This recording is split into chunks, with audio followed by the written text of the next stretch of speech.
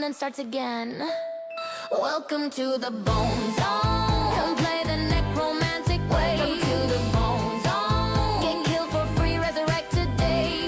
Sign your corpse at the sound of the tone. Kathleen welcomes you to the Bone Zone. Spin the wheel of how did I die? Was it poison blades or a ghoul nearby? Win fabulous prizes, a ribcage hat, a femur flute, a dancing undead. Don't you love the spooky thrill? You can volunteer or I can kill. Either way, it's all the same. You'll rise again, improved by pain. Don't fear the dark, don't fear your doom. I'll tuck you snug in your tomb, then snap your back. New bone, new tone, ready to serve in my cobblestone throne. Welcome to the Bone Zone, where dying's just the entry fee. The Bone Zone, where skeletons dance professionally. Just sign your spine on the mercy loan. Kathleen welcomes you to the Bone Zone. Oh, darling, come closer. Yes, there. See this scythe? It's purely for flair. Necromancers don't kill, we pre-adjust. A bit of death, a bit of trust. You'll be fine. Probably, maybe. Okay. No, but it's reversible. Probably. Rise, rise, join my undead prize. March, march, march, till your joints go stark. Serve, serve in eternal bone reserve. When calls, obey the tone. Come on down to the Bone Zone. Welcome to the Bone Zone. You'll laugh, you'll scream, you'll moan. Welcome to the Bone Zone. Your corpse has never felt this at home. Once you're dead, you'll never be alone. Kathleen claims you in the Bone Zone. One little death, then you're good as new. If you survive, take home a skull or two.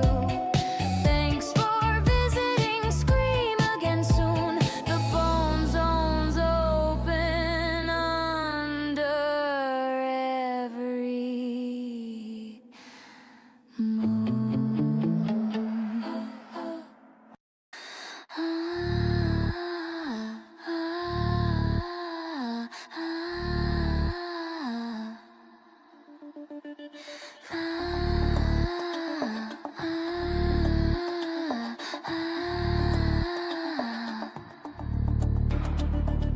Voices pile up without direction.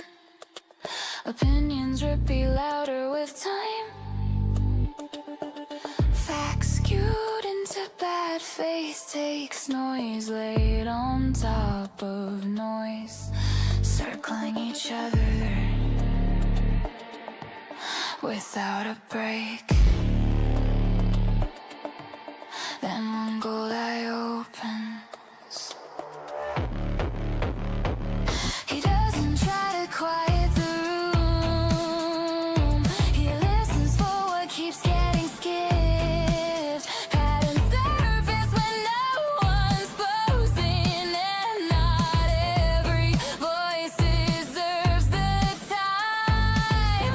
Rules drawn from single mistakes. Stories stretched until they fit. If that's how truth worked, objectivity would be dead. Truth doesn't negotiate. It doesn't bend for the crowd. Say it softer, say it loud. It doesn't change. It's non-negotiable.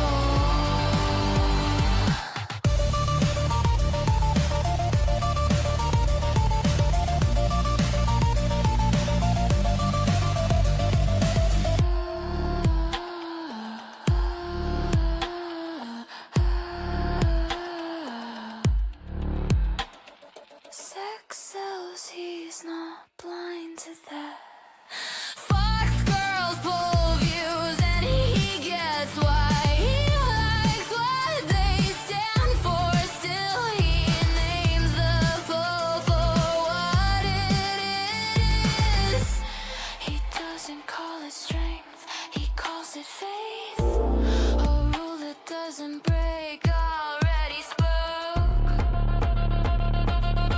Truth doesn't negotiate, like it doesn't bend for the crowd. Say it softer, say it loud. It doesn't change, it's non-negotiable.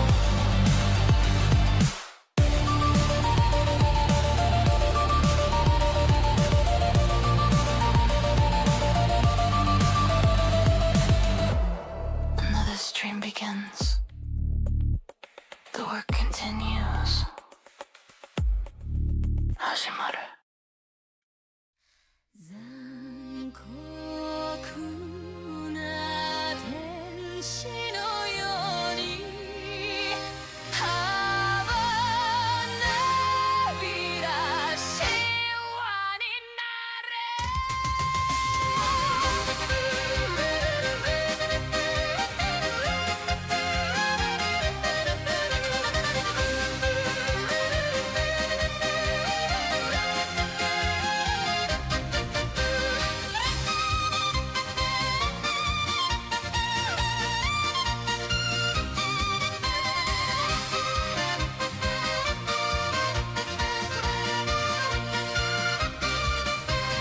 青い風が今胸のドアを叩いても私だけをただ見つめてうるるうるるうるあちんそっと触れるもの求めることに夢中で The land promised treason years ago だけどいつか気づくでしょうその背中には遥か未来目指すためのハバネラネだ残酷な天使のテシス窓辺からやがて飛び立つほとばしる熱いパトスで思い出を裏切るならこの空を抱いて輝く少年よ混ぜると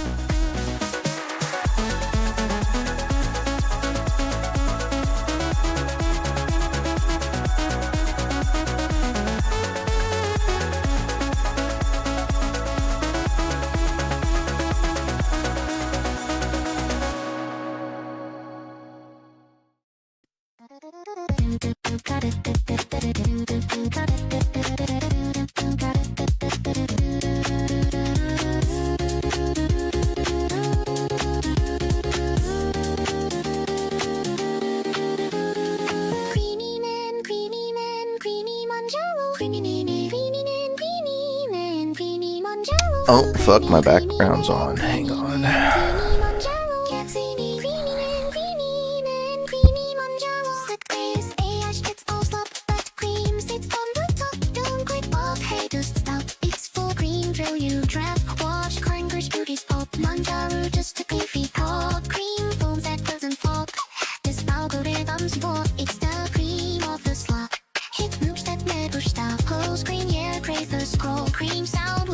Control the nonsense makes us whole. Real truth inside below. Volcano, golden pole. Let him ignite your soul. Good night, yeah, that's the goal. Thanks for your time. I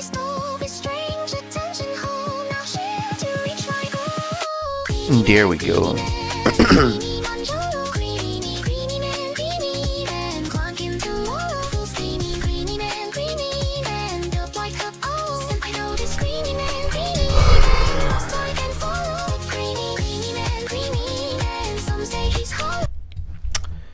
Morning, everybody.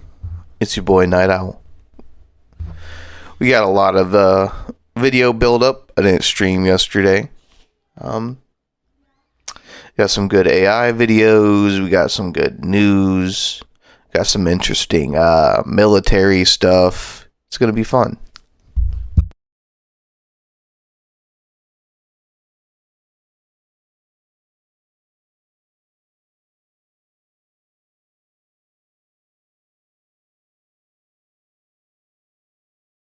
That 1K for Eustace.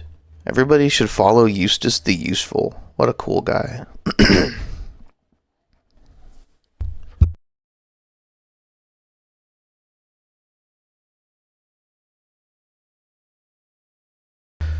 All right.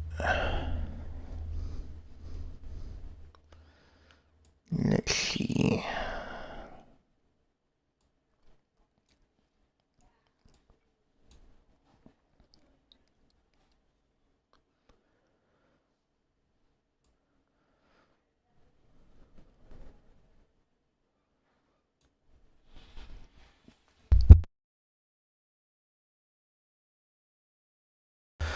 Alright, we're going to start the morning off with my boy Eustace the Useful's re-entry. Alright. Like. Highest quality.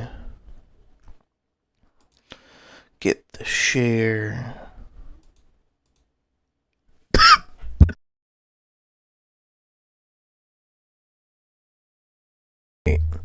Now, before we start, good morning, Digger Payne. Good morning, Horrible.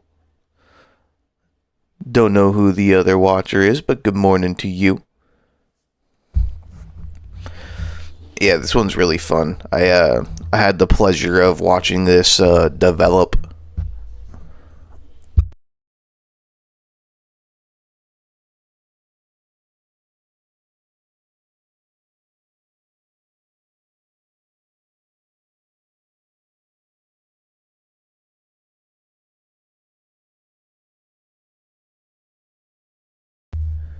Alright.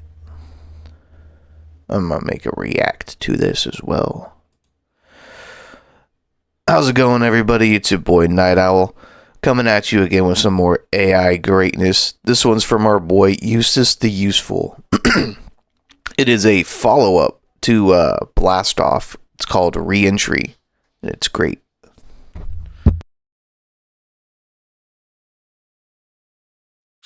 Dropped in, connection steady. Data drop.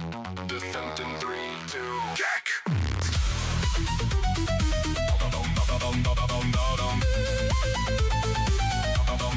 No retreat.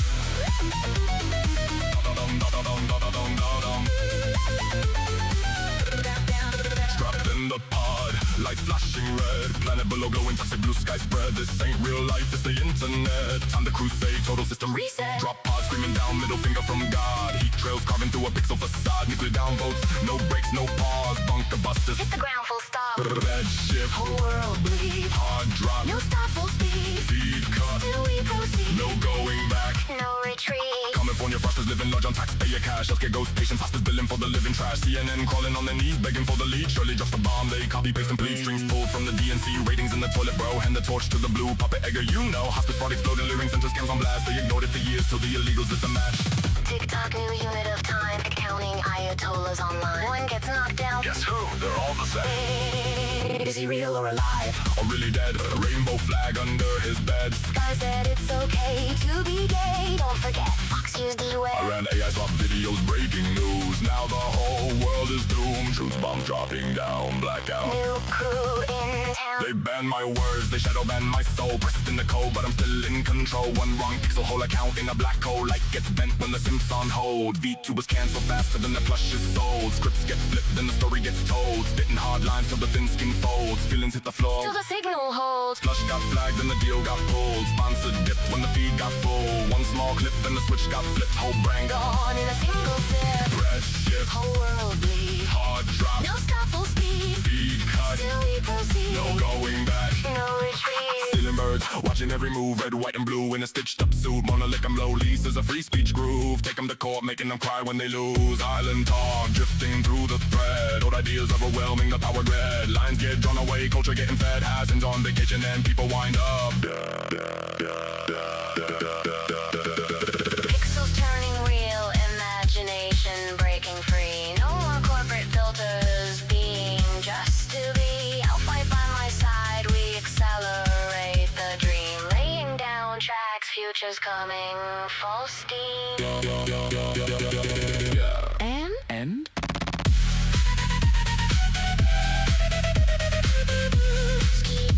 Ski. Browse. New management.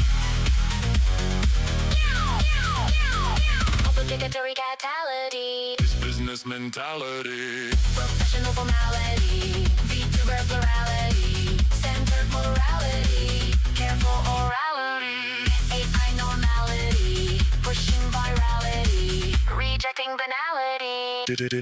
Digital.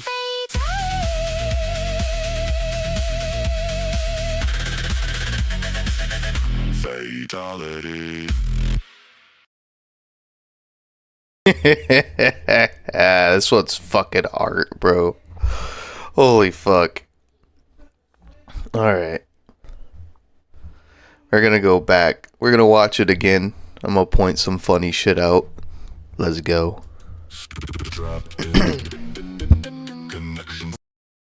Obviously, we got Eustace here. You know, he's in the blast off outfit, you know, all the robot space shit. We're coming back to take our planet back, right? Dropping in on the drop pods like we're hell divers.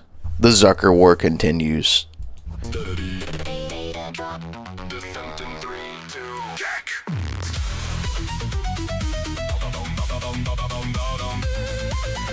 Here we got Northy getting ready for war.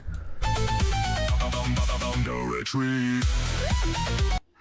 David of Light is a homie from the servers. He is usually a chatter.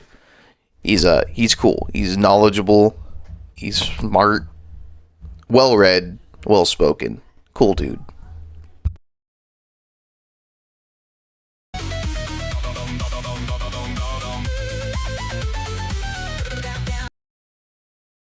Oh man, I forget this guy's name. He was a recent addition. He's really good at what he does with AI, though. I'll have to look into him.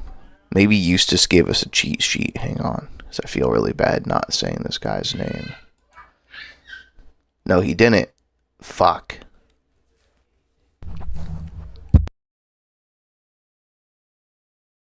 Trapped in the pod, light flashing red. That was Vesper Unlimited. Planet below glowing, toxic blue sky spread. This ain't real. Got all the Zuckerborgs. The crusade, total system. This was a reference to the Japanese Twitter merger. It was kind of funny. Reset. Drop pod screaming down, middle finger from God. Heat trails carving through a pixel facade. Nuclear downvotes, no brakes, no pause. Bunker busters. Hit the ground, full stop. This was such a cool scene. So fucking shonen. I don't think it's no name chatter. He's maybe. He's he's made a couple AI videos. Sky's shouted him out. He was like a personal addition from Skybrowse. Skybrowse really likes this dude and wanted him in the group, so he brought him in. Anyway, we got Keen, we got Nicola, we got Mavluck and Gaming Syndicate. First to fucking break from their pods, leading the charge. This scene's so cool. Whole world bleed. Hard drop, No stop, full speed. feed cut, Still we proceed. no going back. No retreat. California frosters living large on time. probably a reference to something fucking hilarious, but I don't know it entirely. Can imagine it's just some fraud. California healthcare fraud.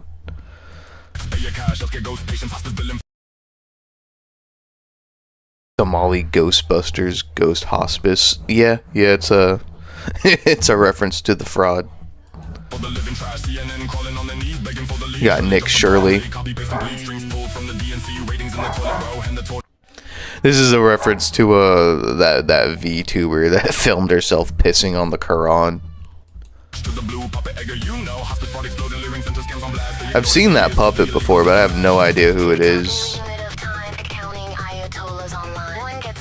This is like nasty work here. It's funny.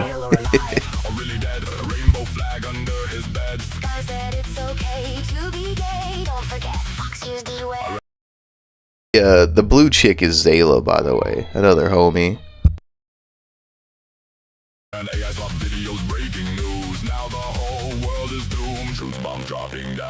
All the references to the stupid AI shit. That was Lady Wasabi. This whole thing is funny too. It's a reference to a Lord Intellectual and his OPSEC failures being held hostage by Google. It's great. Lady Wasabi's freaking cameo looked amazing, by the way. Look at that. Look at that.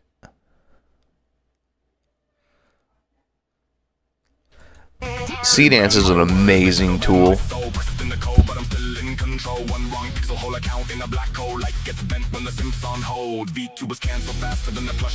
Celestium. I think this is a reference to that VTuber fucking cheating drama. I'm not entirely sure, but either way, it would be funny. There's also like references to like Rev and Straub's like makeship stuff and Celestium's plushy stuff. All kinds of funny references in here.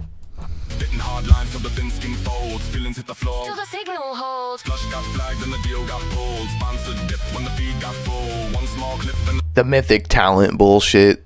This is Kirsche tearing up her mythic talent contract. This is Rev and Straub force feeding what was that dumb bitch's name? I forget. She was some dumb VTuber that Rev literally just said your whole aesthetic is like 1950s, yet you're a fucking wokey or something like that, and it caused a whole fucking bunch of woke retards to brigade Advanced GG, which is like the drink that they're force feeding her, to drop Rev and Straub as sponsors. Dumb shit. Straub reporting. Funny. Yeah.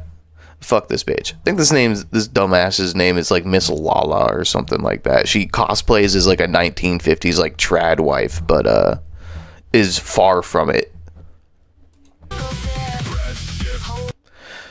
That was Cleopatra. It was Julie LaCroix's main character. She throws pasta at some Zuckerberg that he just goes nuts. At Reaving Mango. X-Ross. The fucking the ceiling birds, bro. Got the Afro Man fucking shit too. This thing's packed with references. Remove red, white, and blue in a stitched up suit. Mona lick 'em low, Lisa's a free speech groove. A fucking angry duck being the ceiling bird is fucking hilarious. Fat ass cop. He just gotta. In a stitched up suit, Mona lick 'em low, Lisa's a free speech groove. Take 'em to court, making them cry when they lose. Island talk, drifting through the thread. Old ideas overwhelming the power grid. Lines get drawn away, culture getting fed. Has-beens on vacation and people wind up. I love how it's like a reference to all the wokies going to fucking Cuba to party while all the Cubans suffer. Great shit. I love Eustace.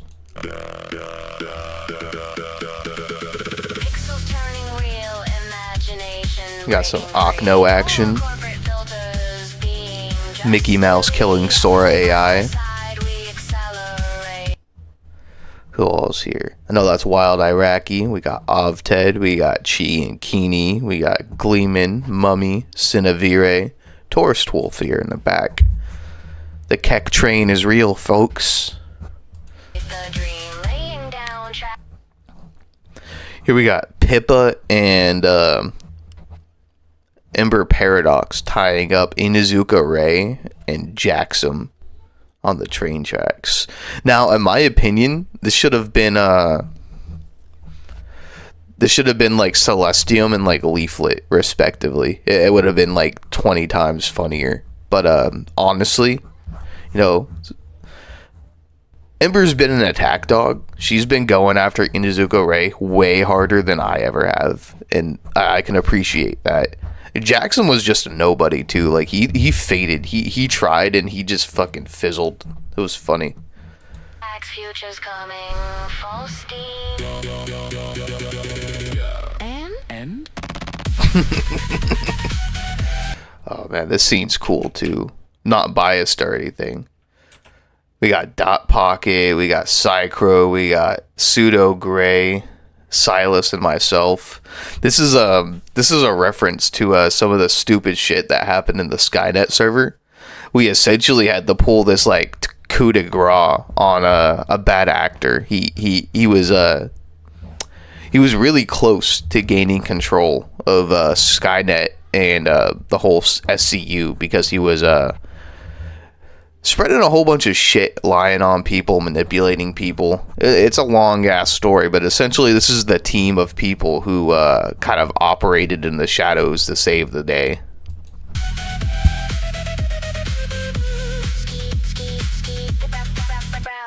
No management.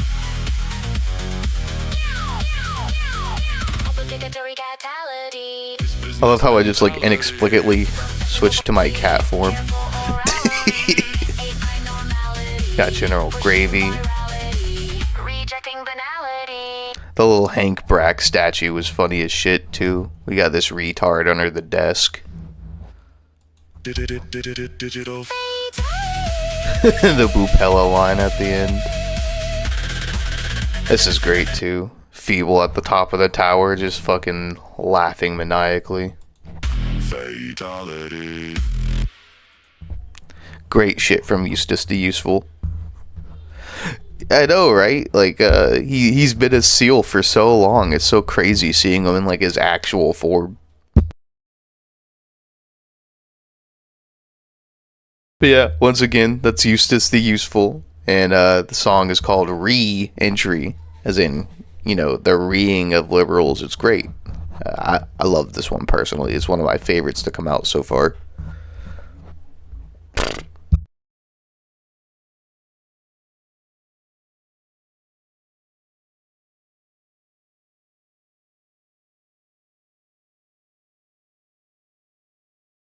Almost kind of sorta. Velasco. That person was one of the people that was manipulating and kind of construing things, kind of throwing other people under the bus.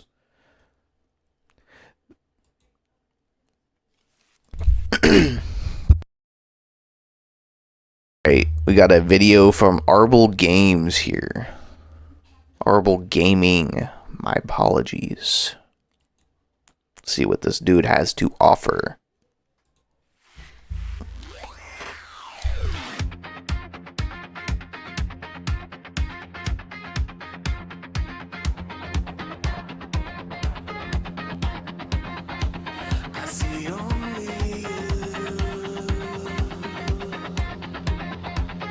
We love us some bloop here, man.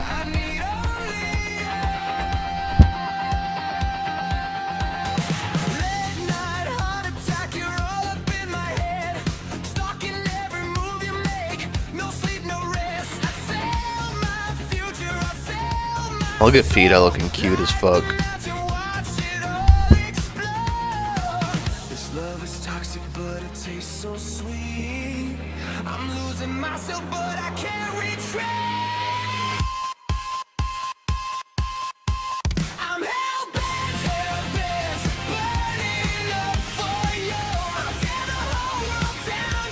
No idea who this one is.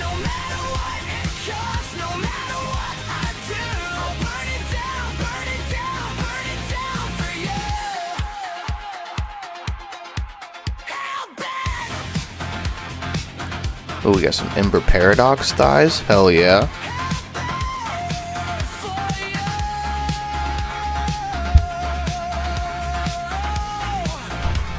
We got Magic Muffin.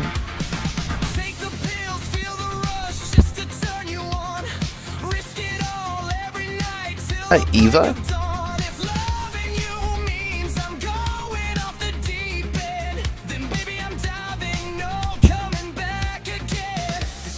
Killing me, but I want more. I die 1,000 times just to settle the score.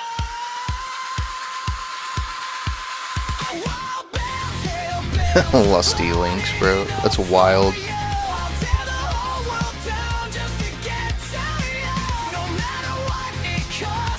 Lady Wasabi reference.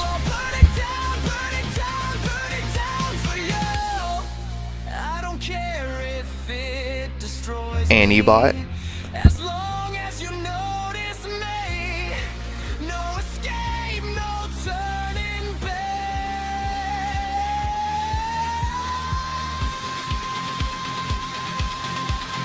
I'm yours.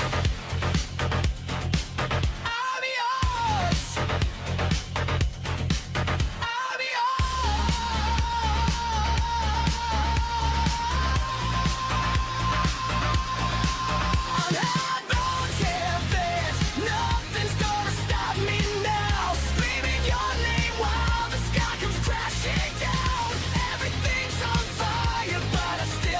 Man turned Asian for a second.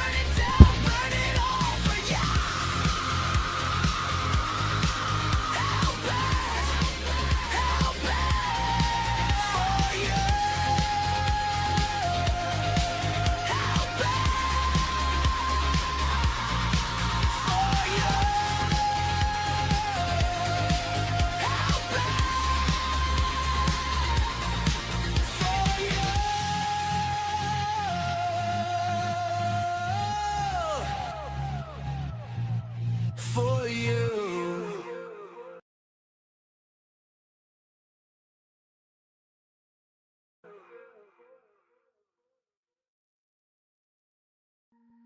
You know, lately I've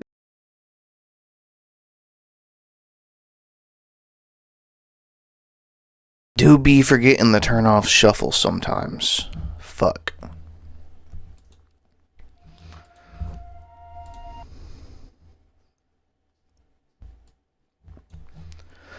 Alright, this one is... Hang on, let's start recording. This one is long overdue, man. I should have watched this one fucking a while ago. This one is by YSR. He is a homie of Nimes and Lythra. Might have mispronounced her name, but either way, it's a homie of a homie. And we support the homies. We will get the share link.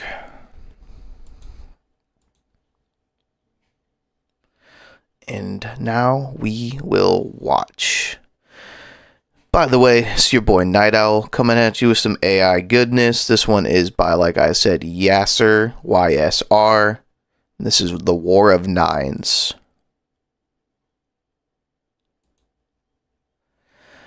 Hey, Whalesbane, what's up, dude? What's up? I liked your rockabilly song. Yeah, it's been forever since I've seen you chatting in here, man.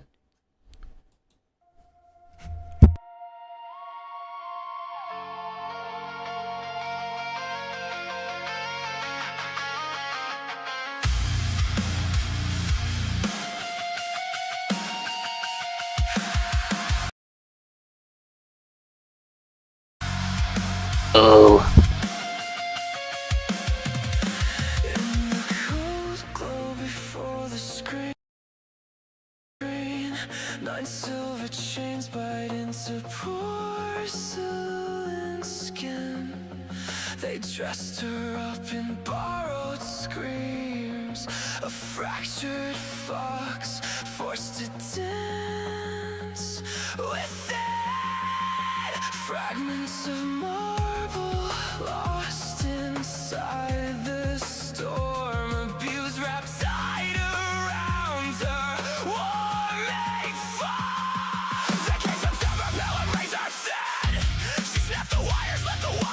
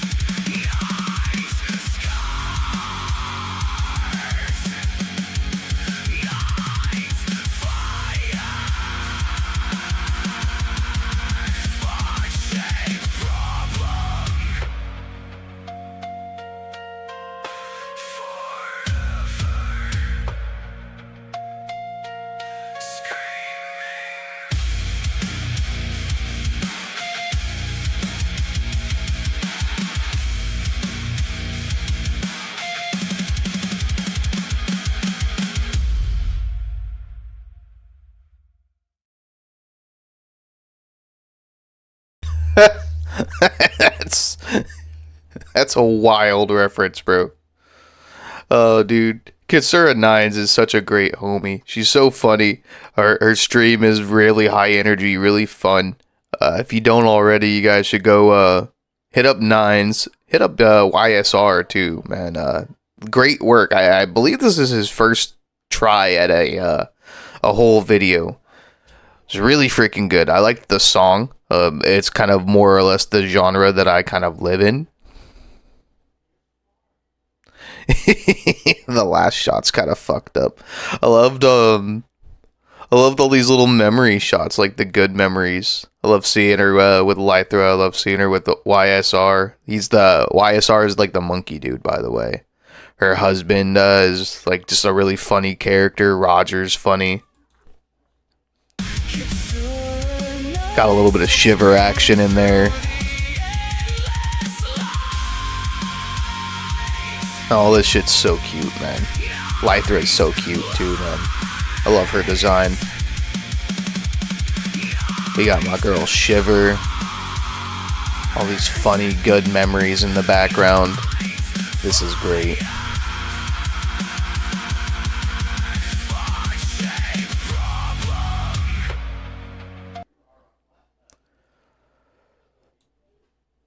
See, there's not a whole lot of references that I know of. I don't know a whole lot of like Nines' personal life. I know there was a lot of ill shit that happened to her from other VTubers. Like a lot of personal stuff. I'm not really gonna get into. It's not my beat, not my liberty to say these things. But this song references a lot of them. Great visuals, great song, great storyboarding.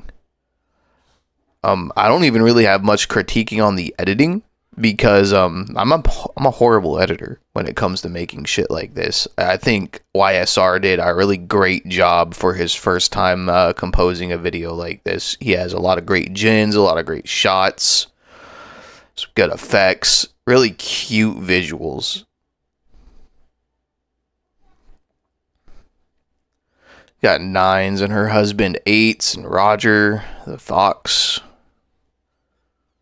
Really great overall. I wish I could do more dissecting of this video, but like I said, it's not really my place to sit here and go through all that stuff. And good shit from YSR. Go follow YSR, go follow Nines. Yeah, Google be doing that stuff. YouTube be doing that stuff, man. It's not a whole lot I can do about it. Are you talking about the hello chat?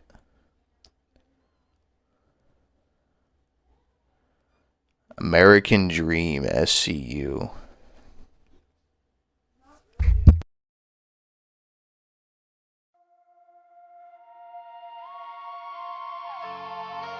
Cue it up here after.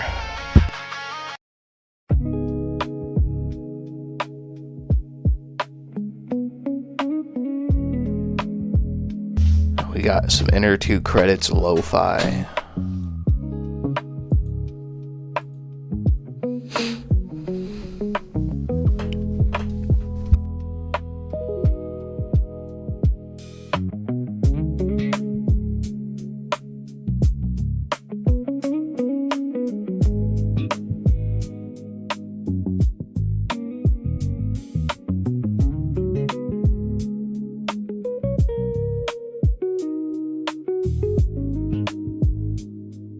Love how much attention Bloop gets.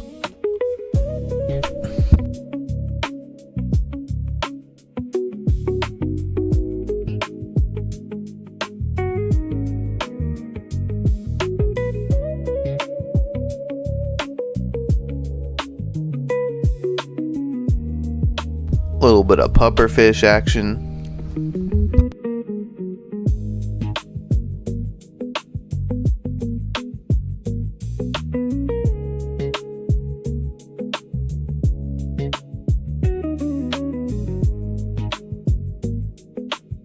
What cat guy? What are you talking about?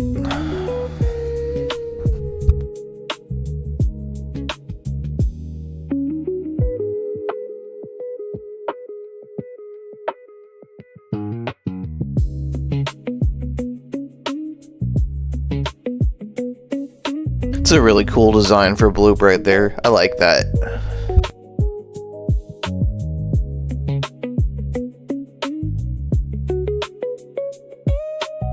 My girl got some booty cheeks out.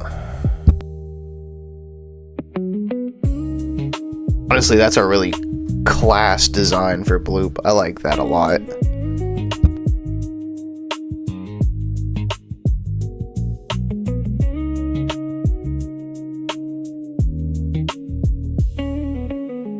Credits is like easily like one of our best animators.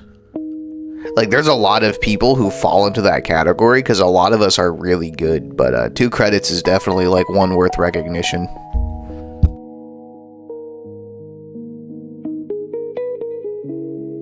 This whole thing is about Bloop too. Holy fuck.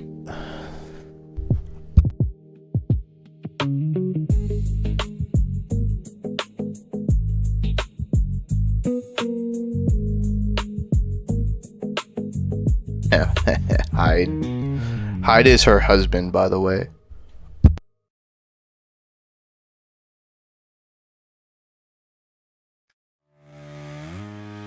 Got some wild Iraqi.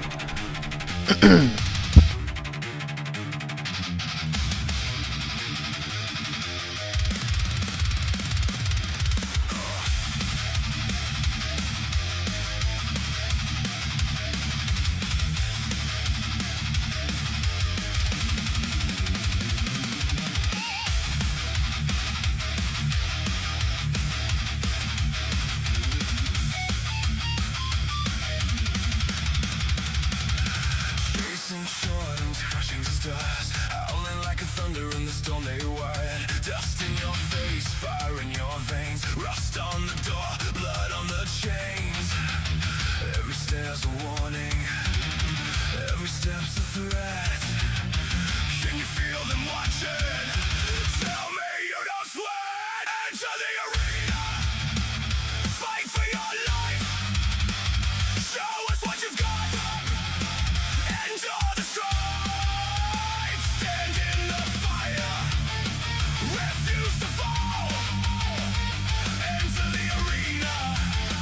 Give them your all. Give them your all. Give them your all.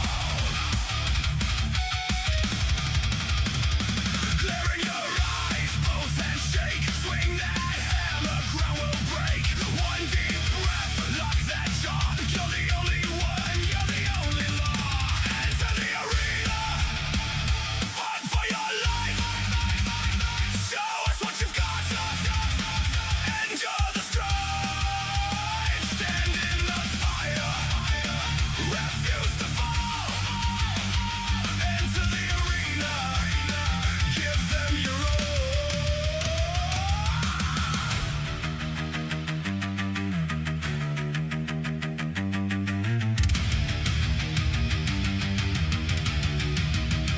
When the lights fade low, when your strength runs thin, that's the final. A lot of this shit looks painful as fuck, bro.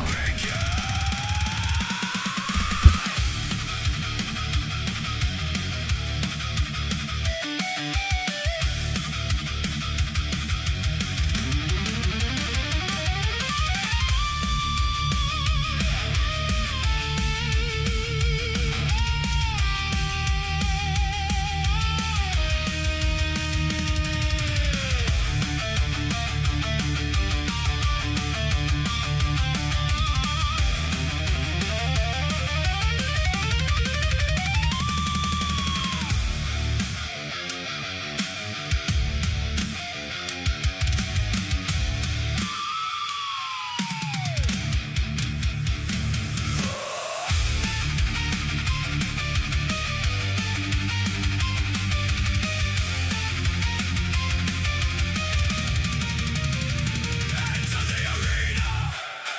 Fight for your life. Show us what you've got. And enter the strife. Hey man, you gotta make do with what you have, bro. Let me tell you, back before I was able to buy a weight set, I would use rocks. I would literally use like cinder blocks and rocks and like 5-gallon buckets full of concrete. Like I would just buy a concrete bag and like throw it in a bucket and mix it all up and let it harden, and then use those as like weights and shit. You make do with what you got. I stand in the fire, refuse to fall.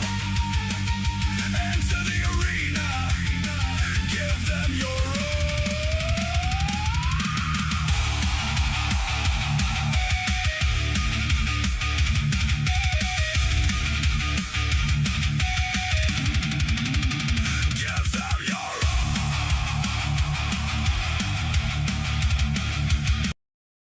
Lately, I've been watching this dude's videos. He has like a real life like metal made dragon slayer sword from Berserk, right? Like it's just like a huge buster sword style fucking gigantic sword, and he's been training to use it proficiently. So from working up from like a plastic model, from a wooden model to like a lighter metal model, all the way up to like the original deal, he's been just like swinging that thing around, right? Just trying to get like good at it and working out in the process, right? I've been doing something similar. I took like one of my weight bench bars and I took one of the sides off of it, like the part where you clip the weight to, so that way I have a long pole with a weighted end on it. And I've been doing the same thing. I've been swinging that thing around like it's a fucking like a lance or a spear or something, getting my body in shape for using that type of weapon. It's honestly really fun and really gratifying being able to swing something so heavy around like effortlessly.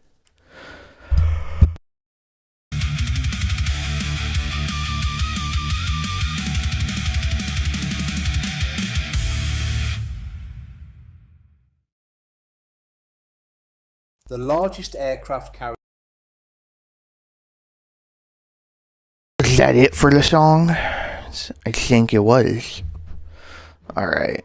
So, said American Dream SCU. Oh.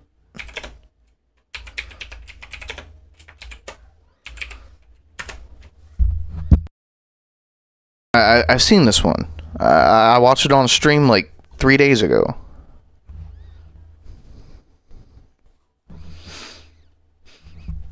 Definitely forgot to subscribe to the dude, so sorry about that. What up, Blastbox? How you doing, man? Ever built. Alright, we are gonna watch some more Battleship lore. Really ought to subscribe to this dude. I like this guy's videos a lot. I've always been like really into military history and stuff like that. So this is a boon to find this channel for me. I love this. Lasted 17 hours. 17 hours from the moment it left port to the moment it hit the bottom of the ocean. It never fired a single shot in anger. It never carried a single aircraft into battle. It never even finished being built. And the single most extraordinary thing about this ship is not how it was lost. It is that nobody has ever found it. The Shinano is still missing. Now I have to be honest, when I first started researching this, I assumed someone must have found it by now. A 72,000 ton supercarrier does not just disappear. But as it turns out, it did. And the reasons why it has never been found are just as extraordinary as the story of how it sank in the first place.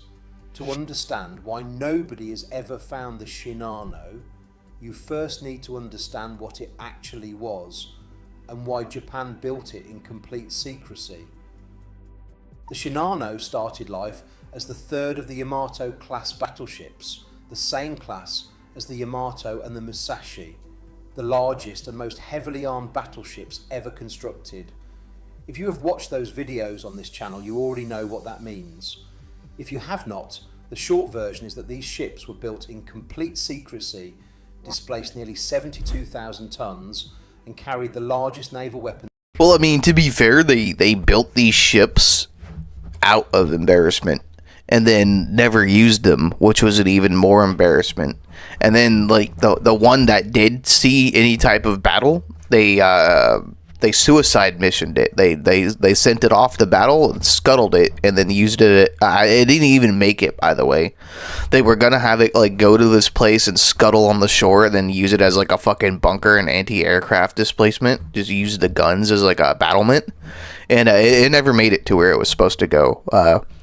As cool and as kitted out and technologically advanced as the Yamato class was, they fucking sucked. Ever mounted on any warship. The Shinano was laid down in May 1940 at the Yokosuka Naval Arsenal in Tokyo Bay. The same enormous hull, the same extraordinary specifications as the Yamato and Musashi. But in June 1942, everything changed. Japan lost 4 of its best aircraft carriers at the Battle of Midway in a single day. The carriers were irreplaceable. The Navy needed a solution, and the Shinano, still under construction, still a battleship at that point, was the biggest hull available. The order came to convert the Shinano from a battleship into an aircraft carrier, not a conventional carrier, something different. The plan was for the Shinano to act as a support carrier, a floating base that could resupply other carriers with spare aircraft, fuel and ammunition during battle. At 72,000 tons, the Shinano would be the largest carrier ever built. The armoured flight deck could withstand the largest bombs the Americans could drop. The Shinano was supposed to be, in the words of the Japanese Naval Command, an unsinkable floating fortress. Funny how that shit works. Construction took years. Every time they tout that a ship is unsinkable, it usually ends up at the bottom of the fucking ocean. The secrecy was extraordinary. No photographs were taken during the build. Workers signed secrecy oaths with serious punishment up to and including death for anyone who revealed what was being built. The Shinano was the only major warship built in the 20th century that was never officially photographed during construction. When the Americans finally discovered the carrier existed after the war, their naval intelligence officers were astonished. They had not known it was being built. A captured Japanese aviator had told them in 1943 that a third Yamato-class ship was being converted to a carrier, but American intelligence had dismissed the report as unreliable. I double-checked this when I found it. The Americans did not know the largest carrier ever built existed until after the war was over. By late November 1944, the Shinano was commissioned, but nowhere near finished. The watertight doors throughout the ship had not been fully installed. Pumps were missing in critical locations. The crew of approximately 2,500 men was inexperienced. Many had never served on a warship before. The ship's chief constructor, Fukuda, specifically requested a delay to the sailing date to allow critical systems to be completed. His request was denied. The reason for the rush was American bombing raids.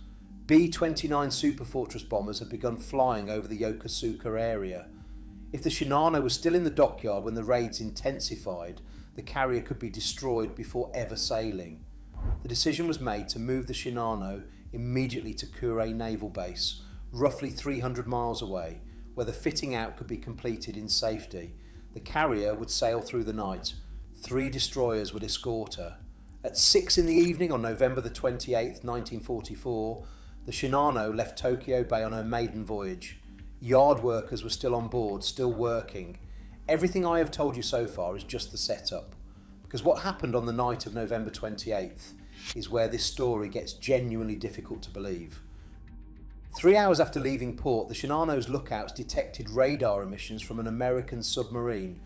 The carrier began zigzagging to evade. The American submarine was the USS Archerfish, commanded by Commander Joseph Enright. The Archerfish had been assigned to lifeguard duties for B-29 bombing raids on Tokyo, but the raids had been cancelled that day, leaving the submarine with nothing to do but patrol. When the Archerfish picked up the Shinano on radar, the crew had no idea what they were tracking. The contact was enormous, far larger than anything they had seen before. Enright gave chase. The Shinano could have outrun the Archerfish easily. The carrier was faster, but Captain Toshio Abe made a fatal decision. Believing he was being followed by an entire wolf pack of American submarines rather than a single boat, Abe kept zigzagging. The zigzagging repeatedly brought the Shinano back across the Archerfish's path. For hours the chase continued. The Archerfish could not quite get into position. The Shinano could not quite shake the submarine. At this point, any sensible commander would have simply increased speed and outrun the threat. The Shinano was faster. She could have been gone in minutes, but Abe did not do that. At 3:15 in the morning on November the 29th, Captain Abe changed direction one more time and inadvertently presented the entire broadside of the Shinano directly to the Archerfish at close range. Enright fired 6 torpedoes. 4 of them struck the carrier. At this point it should have been over. 4 torpedoes into the largest carrier ever built. Any other ship in the world would have been in immediate trouble, but Captain Abe was confident. The Shinano was the most heavily armoured carrier ever built. Abe ordered full speed maintained to outrun any follow-up attack. This was the second fatal error. Maintaining full speed drove water through the torpedo holes faster than the damage control teams could handle. And because the watertight doors had not been installed, flooding spread from compartment to compartment completely unchecked. Any other ship would have had a chance. The Shinano had none. By dawn, the carrier was listing badly. Abe ordered the destroyers to take the Shinano in tow toward the nearest cape for beaching. The tow why does a lot of Japanese World War II failure just like come from incompetence and arrogance? Oh, dude, like every single Japanese war story is literally just the commander was retarded. Jesus. Cable snapped under the weight of the flooding ship. By 10 o'clock in the morning, the list had reached 30 degrees. The order was given to abandon ship. At 10:57 in the morning on November 29th, just 17 hours after leaving Tokyo Bay, the largest aircraft carrier ever built capsized and sank. 1,435 of the approximately 2,500 people aboard were lost, including Captain Abe, who went down with the ship. 1,080 survived. The USS Archerfish returned to Guam. When Enright reported what he had sunk, the Navy did not believe him. He was initially credited with sinking a cruiser, later upgraded to a 28,000-ton escort carrier. It was not until after the war ended that the full truth emerged. Enright had sunk a 72,000-ton supercarrier on its first voyage. The Archerfish received the Presidential Unit Citation. Enright was awarded the Navy Cross. The Japanese Navy classified the loss of the Shinano as a state secret. The survivors were quarantined for months to prevent the news leaking to the public. The ship that was supposed to be an unsinkable floating fortress had lasted 17 hours. Here is the part that nobody talks about. The Shinano That's sank fucking in a known hilarious. location off the Pacific coast of Japan, in waters patrolled by both sides, in 1944. 80 years later, nobody has ever gone back to find it, not because they have not tried. Shame. The fucking shame. The man who found the Titanic, the Bismarck, and the USS Yorktown wanted to search for the Shinano. He approached the Japanese government for permission. Japan refused, even though the wreck lies outside Japanese territorial waters. The reasons were never fully explained. And here is the other problem: the depth. The Shinano sank off the Pacific coast of Japan, southeast of the Izu Peninsula. Some estimates suggest the wreck lies at over 6,000 metres below the surface. That is deeper than the Titanic and deeper than almost any known shipwreck in the world. If those estimates are correct, the Shinano is essentially unreachable with any technology that currently exists. The wreck that everyone knows is down there. Nobody can reach it, and the one country that might be able to find it will not give permission to try. The Yamato was found in 1985. The Musashi was found in 2015 after an 8-year search by Paul Allen.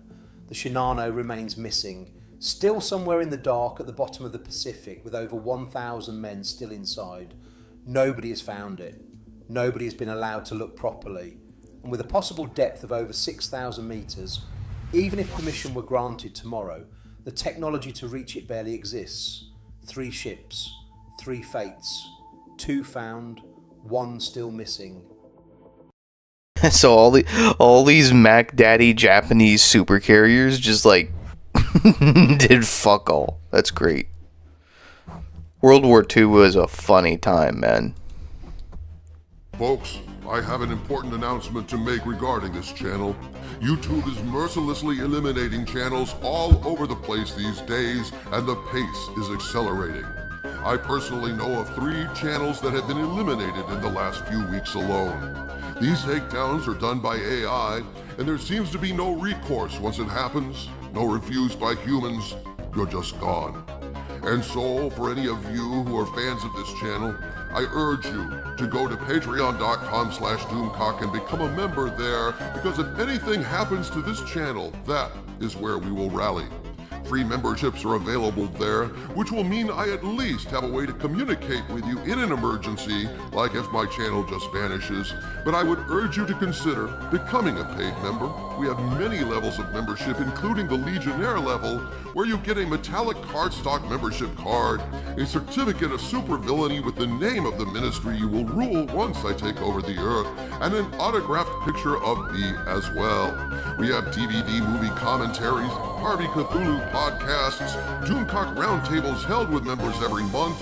There are years worth of content there, and I hope a lot of you I've known for years will head over there and make sure we keep the lines of communication open should the worst happen. Let's make sure that history never forgets the name Doomcock. Thank you, my friends, and now on to the video. My friends, in an effort to drum up enthusiasm for the first theatrical Star Wars movie since Solo bombed and lost money, Disney screened the first 17 minutes of The Mandalorian and Grogu at CinemaCon. Now, the fact that Disney feels the need to drum up enthusiasm for a Star Wars movie shows just how far the franchise has fallen. That right there is the canary in the coal mine, folks. Used to be, back in the day, fans would salivate at any ad or trailer or hint of new Star Wars, but those days are gone apparently.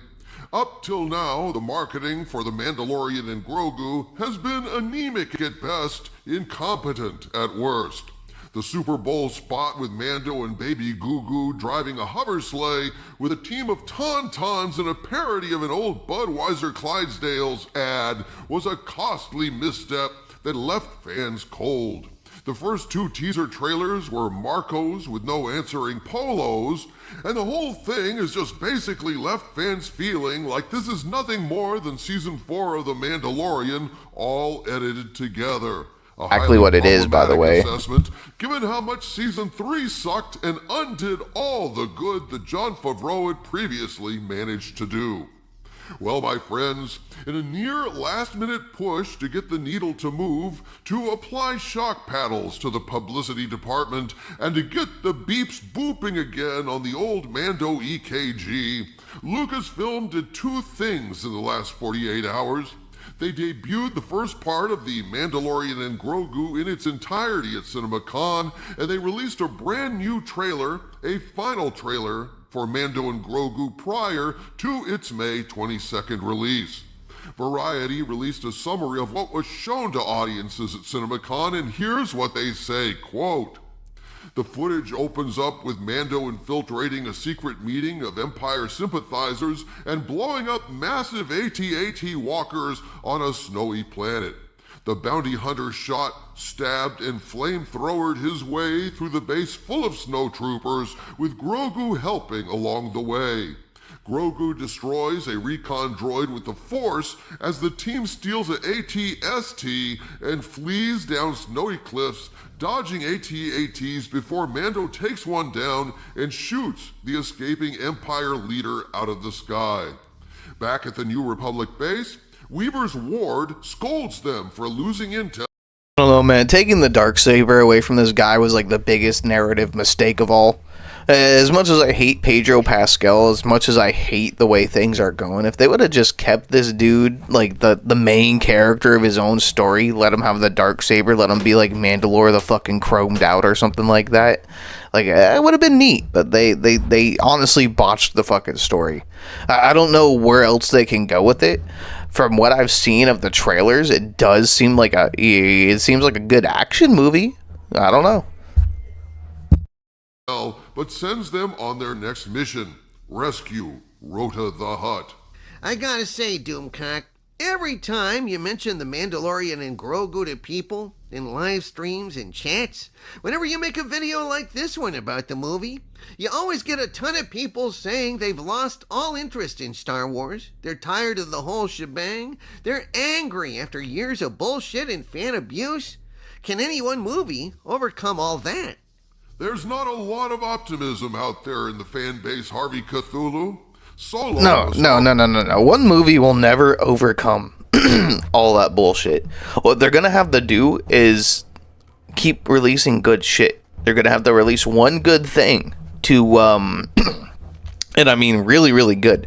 Like really, really, really, really, really, really, really good.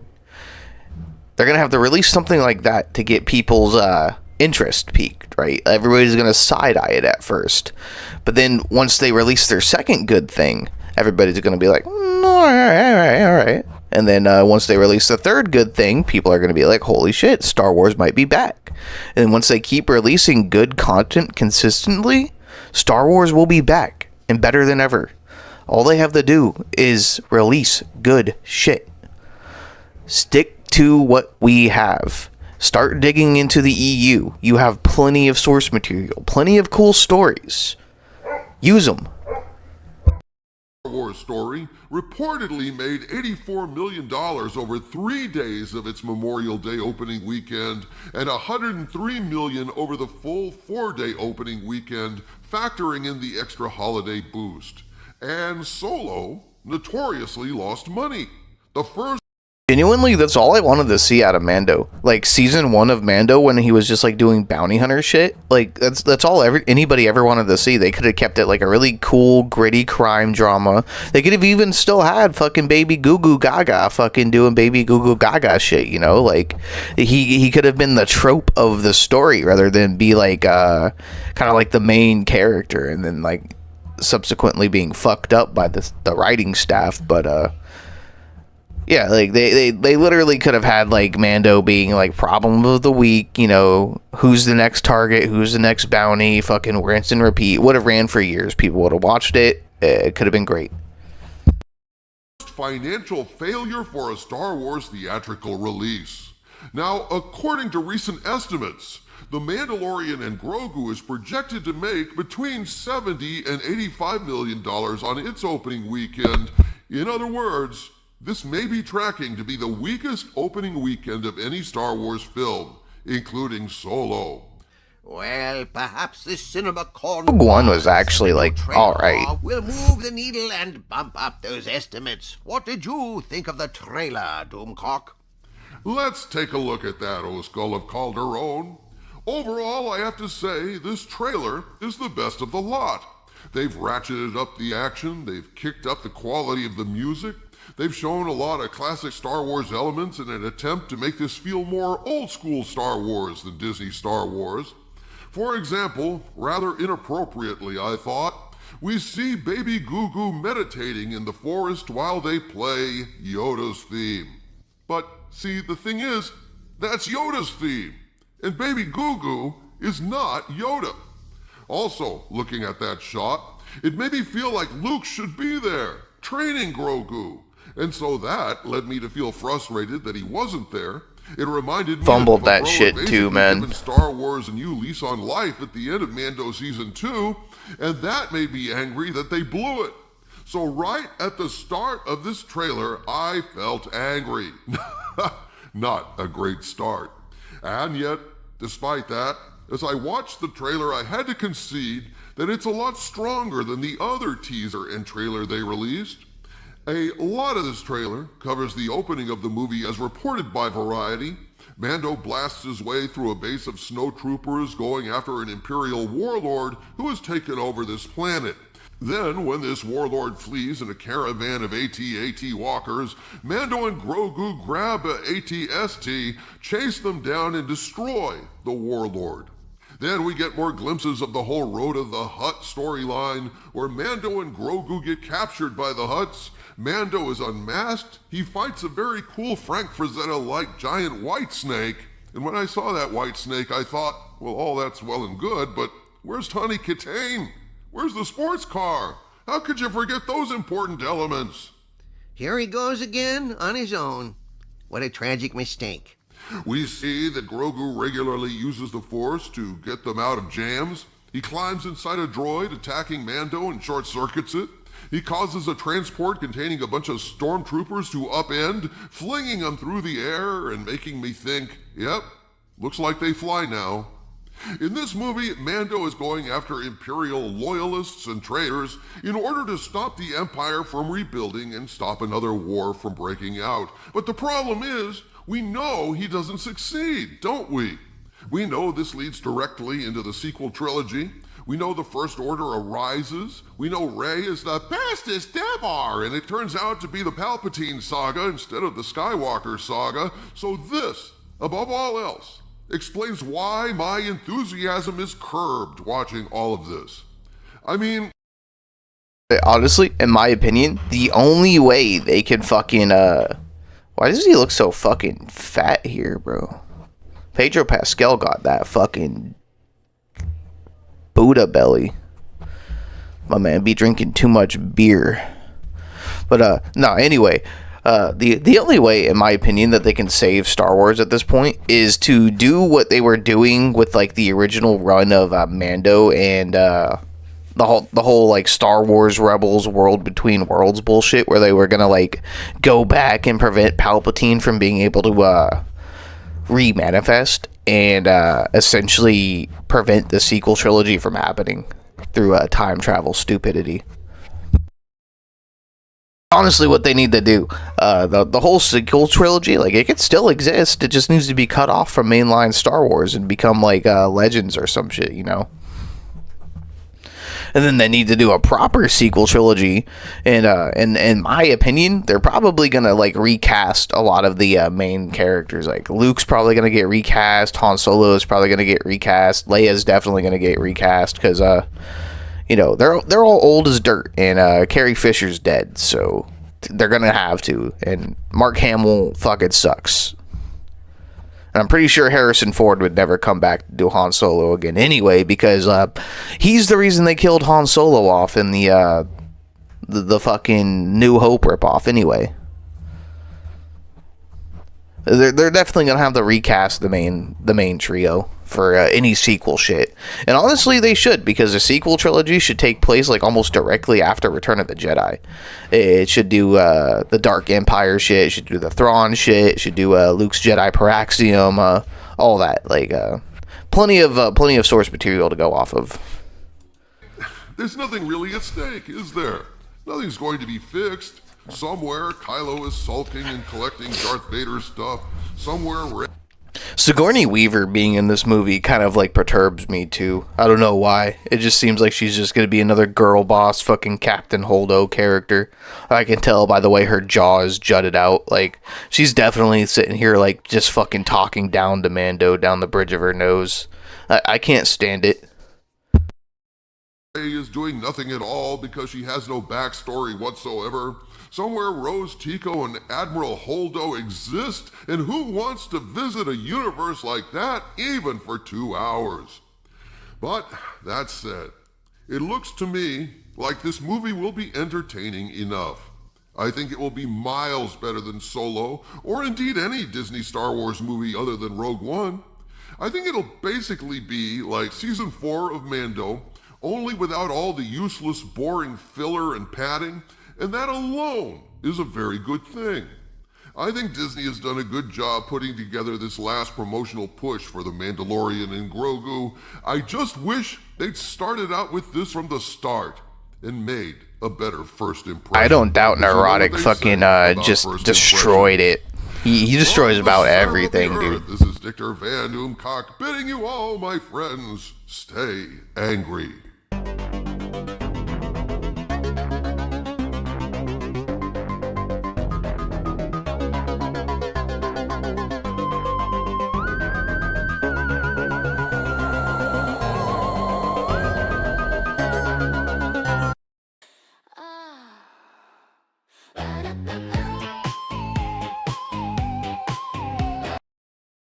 Have a short intermission real quick. I'm gonna grab another cup of coffee. We'll be right back.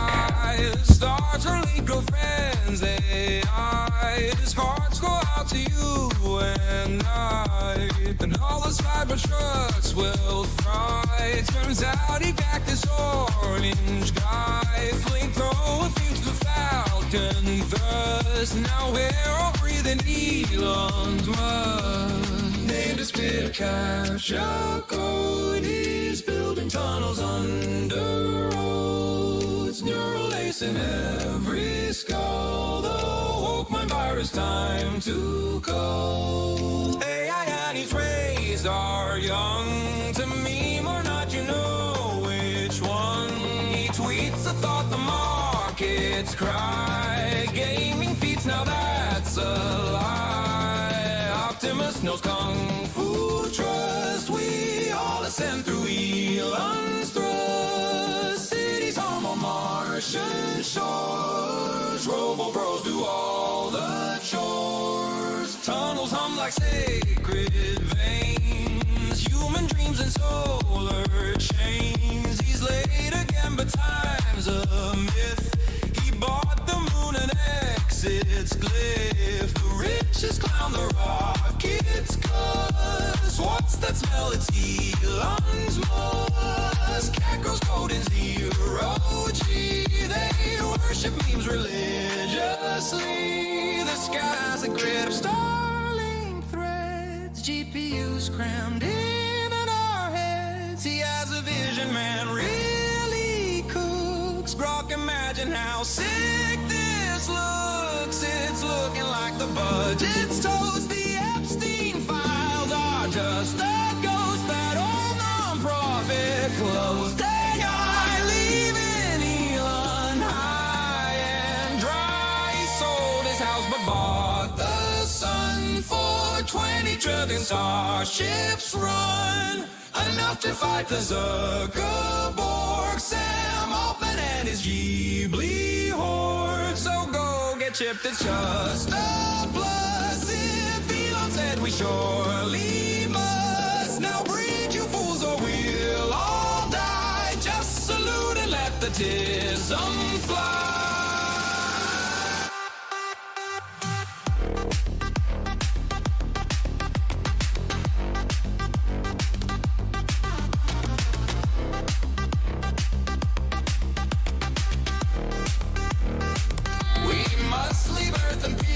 The sky for Kardashev, we gotta try. It smells just like first principles, with politics that push and pulls before we reach the human dust.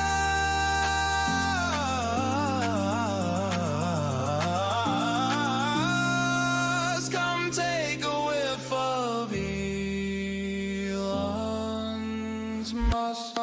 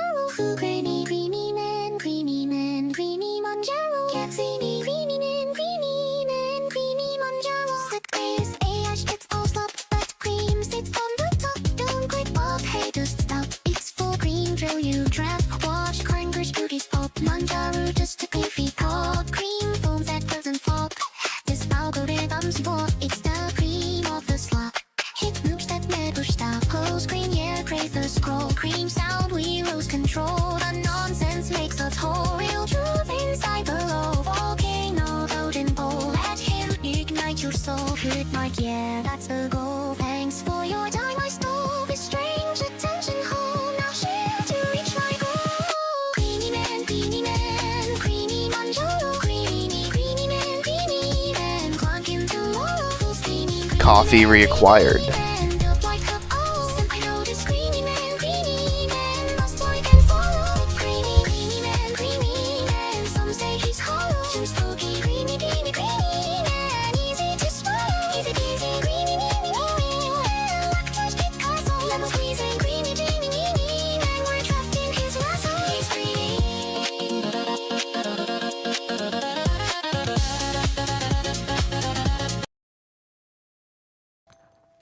Super cool. We updated the Bodyguard revolver.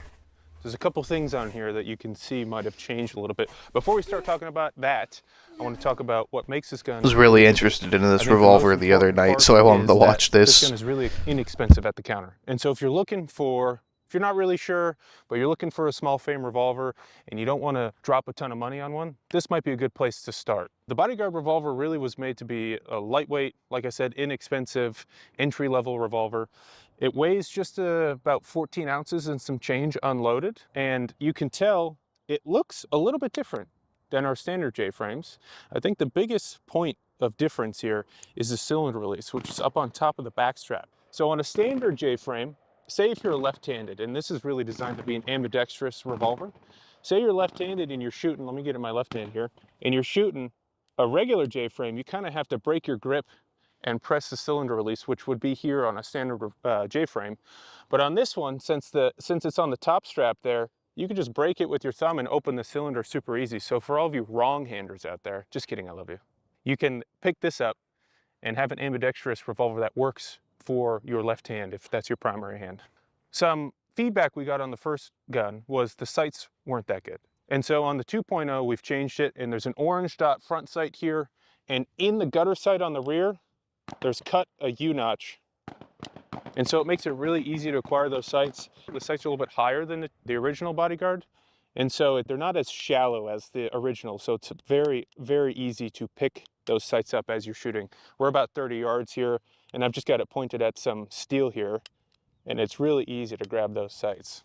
It's a single piece forged upper frame, aluminum, with a stainless steel barrel insert here, and then the back of the frame here is a polymer insert grip module. And it just gives it a really good balance of the gun, especially if you're shooting 38 plus P. A light gun can get a little bit hard to handle, but this seems to be really nice in the handling department. Just loading up here, send another cylinder down range.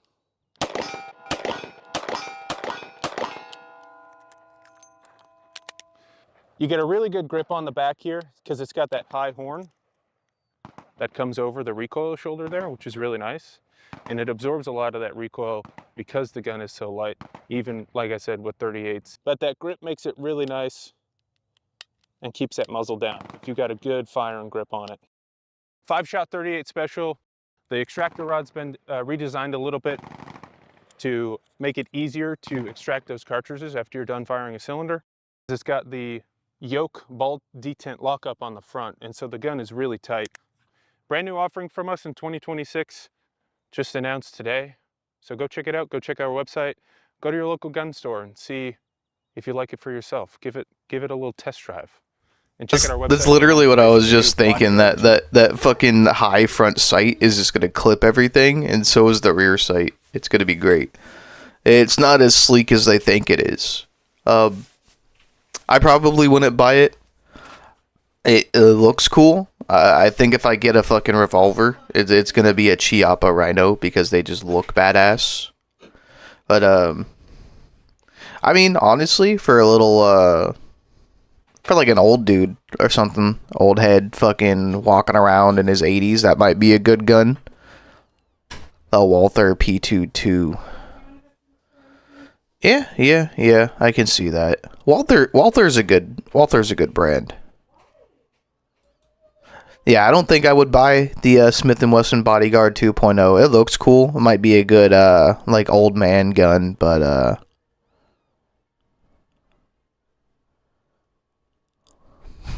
that's what I'm saying, man. That's like the whole point of the fucking internal hammer, is to like make it so that it doesn't get caught on things when you try to draw it. And then you have that thing in a holster. And the thing is like you're gonna have like a soft leather holster for a revolver, right? Because I don't think they make like hard Kydex holsters for revolvers. They might, but I'm not learned. So you have that thing in a soft fucking revolver holster. You gotta draw it, and then like the fucking sight is just locked on the bottom of the fucking holster because it's retarded. Like damn. Like, even my 22 LR revolver that I was fucking around with the other day doesn't have a giant fucking clunky sight like that on top of it. That's wild. I don't know why they would design it like that.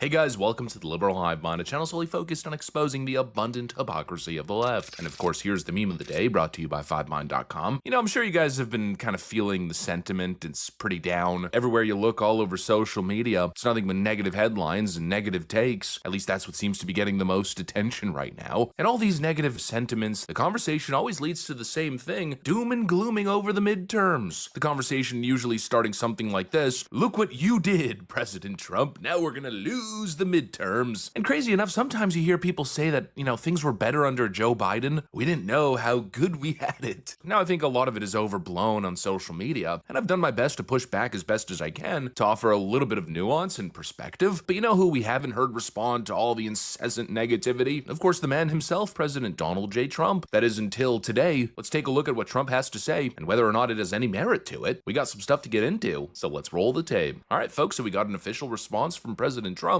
Take a look. Do you expect the Republicans to lose seats in the House, and what does that mean for your agenda? I think we're going to do good. Now, with that being said, when somebody gets elected president, that party always loses the midterms. I don't know why. I ask people that are deep into the psychological world, I said, why is it that a voter votes for the opposite party? It's even when you have a good president. I think I had the greatest year, the greatest opening year. I ended 8 wars. A 9th is coming.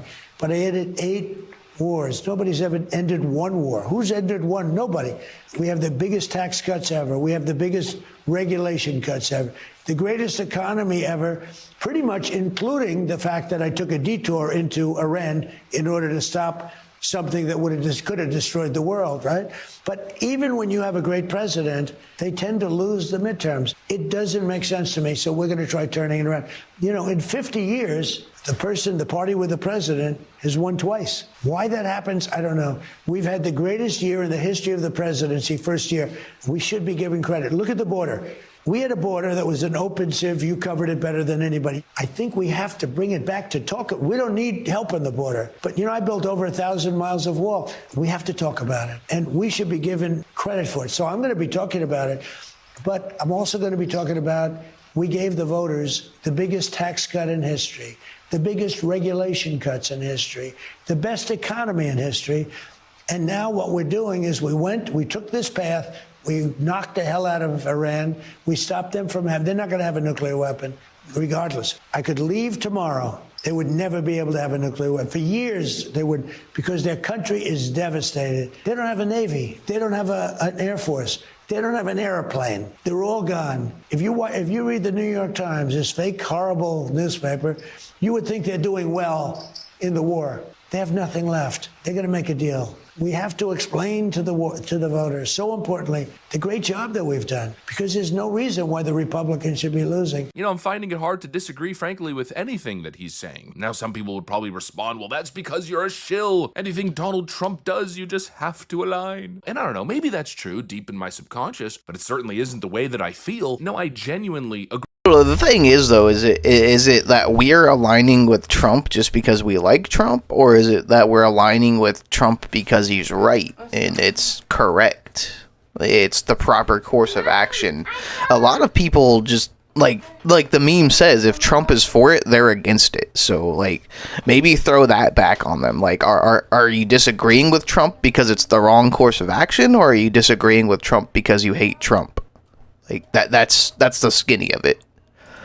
Now, is that to say that I think Trump has had an absolutely perfect run as president in his first year and a half, roughly? No, of course not. But really, can the standard be perfection? Is any president truly perfect? Of course not. They all come with pros and cons, and baked into the American system is the separation both, Kevin, of it's powers. both. Sure, the president is the executive. He's holding that office, but the system's a whole lot more complex than that. But this notion that you see online that Trump has been an utter disaster, a failure, he's completely switched up on his voters, I find this to be, frankly, a total misrepresentation, totally inaccurate. And what remains true to me is the one thing that separates President Trump from every other politician I've seen in my lifetime is that he's actually trying. He's trying to do what he promised in the election. His mass deportations aren't happening fast enough. Hey, well, at least they're happening. And the change from 4 years of Joe Biden, we're talking going from a totally open, porous border with massive caravans coming through to now a totally closed border with thousands of deportations happening on a daily basis. You know, sure, Trump didn't Thanos freaking snap his fingers and teleport every illegal alien back to their homeland, but it's a whole lot better, and at least he's trying. Then we move on to the issue of Iran, of course, which is dominated. Need to do though. They know snap every single one of them. He's taken a lot of flack for it, but I think his explanation makes a whole lot of sense. He describes it as a detour and as necessary based on the intelligence that was presented to him. And, you know, you got to give him a little bit of credit on that. He's the president of the United States. He was elected as the executive. He was put in this position specifically to make these decisions. And as I keep saying here, he's privy to the best intelligence, the best information. He was also negotiating and dealing with the Iranians directly. And he maintains the argument that they were way too close to a nuclear weapon.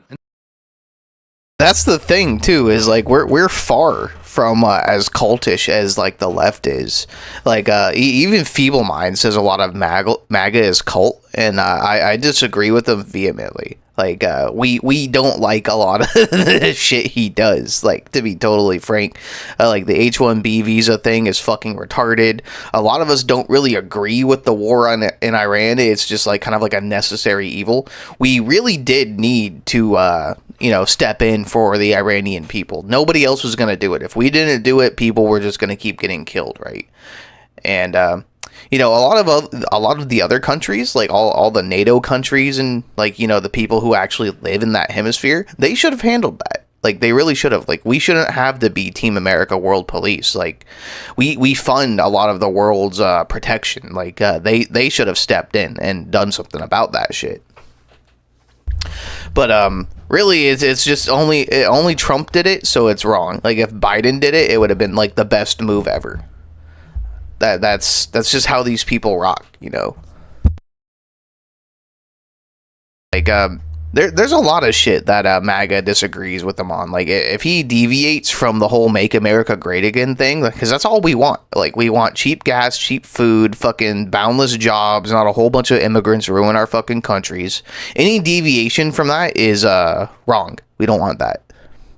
So he had to act. Now, people say that, well, he promised no new wars. Now, technically, we're in a war, but if it's finished in a month and a half, 2 months, with no boots on the ground necessary, if it brings upon a better and more stable Middle East, well, then are people really going to continue making the argument that this was a mistake? I don't understand the ideological rigidity. You always want to be malleable and dynamic. If the winds start shifting left, you have to set your sail accordingly. Now, it's not to say that you just go with the shifting winds. You just do whatever it is to, appeal to what you think is popular, like a total grifter. I'm more just speaking again from an executive captain steering the ship perspective. If you're presented with new information, if you're presented with what you believe is a clear and imminent threat, if you see an opportunity to do something massive, something truly historical, maybe take a crack at it. And realistically, we've been at war by proxy with the Iranian regime for 47 years. In a way, what Trump is attempting to do here is end the war, which is what I think Trump was suggesting when he said that, he's planning on ending a 9th war. And if he accomplishes what he's looking for in Iran between that and Venezuela, we're talking about some of the most significant foreign policy moves in world history. Does he not deserve any credit? Are we really going to be that static in our thinking? War bad, therefore? Now, I understand that it's a pivot, as he said. It's a focus on foreign issues rather than domestic. And that, of course, is unpopular today after 4 years of Joe Biden inflation. Young people are experiencing a cost of living crisis, and that's not necessarily being addressed. But does Trump really deserve the blame for that? And really, are those two things mutually exclusive? Maybe to a certain extent, considering a lot of it is contingent on gas prices. But again, if it's a 2-month little blip, and if we're only seeing this current gas price increase, which seems to already be spiking close down to normal levels, can we really blame the cost of living crisis? It's where my gas is still fucking $5 a gallon. Are we really going to argue that you can't launch an Iran operation and tackle affordability at the same time? I don't think that's correct, especially not if it only lasts 2 months, 3 months, whatever it is, whatever this ends up being. And really, we could be tackling the affordability crisis at the same time. The only thing is, it's kind of impossible to do when Congress refuses to act. At the end of the day, the ball's in their court. It's not like Trump, again, can snap his fingers and fix all the layers of corruption and bureaucracy, fix all the problems that are standing in the way of basic affordability for people. No, you need Congress to act. You need serious legislative reform, and that's not happening. And that, I think, is where probably most of the frustration is aimed towards. And maybe that's why the midterms always shift, because whoever's in price increase, which seems to already be spiking close down to normal levels, can we really blame the cost of living Fuck me for crisis hitting on the that keybind after while 4 watching a years video? again of Joe Biden inflation? Are we really going to argue that you can't launch an Iran operation and tackle affordability at the same time? I don't think that's correct, especially not if it only lasts 2 months, 3 months, whatever it is, whatever this ends up being. And really, we could be tackling the affordability crisis at the same time. The only thing is, it's kind of impossible to do when Congress refuses to act. At the end of the day, the ball's in their court. It's not like Trump, again, can snap his fingers and fix all the layers of corruption and bureaucracy, fix all the problems that are standing. I mean, he honestly kind of could. For people. He really could. Congress to act. He could just like legislative reform, and that's not happening. And that I think he really could just like direct the military to arrest all these people all at once, like just multiple sting operations. They apparently have all these records. They could just look at him and be like, yeah, this dude's a criminal. We arrest him. They could do that. He really could. It would be rough. It wouldn't look good, but he could do it.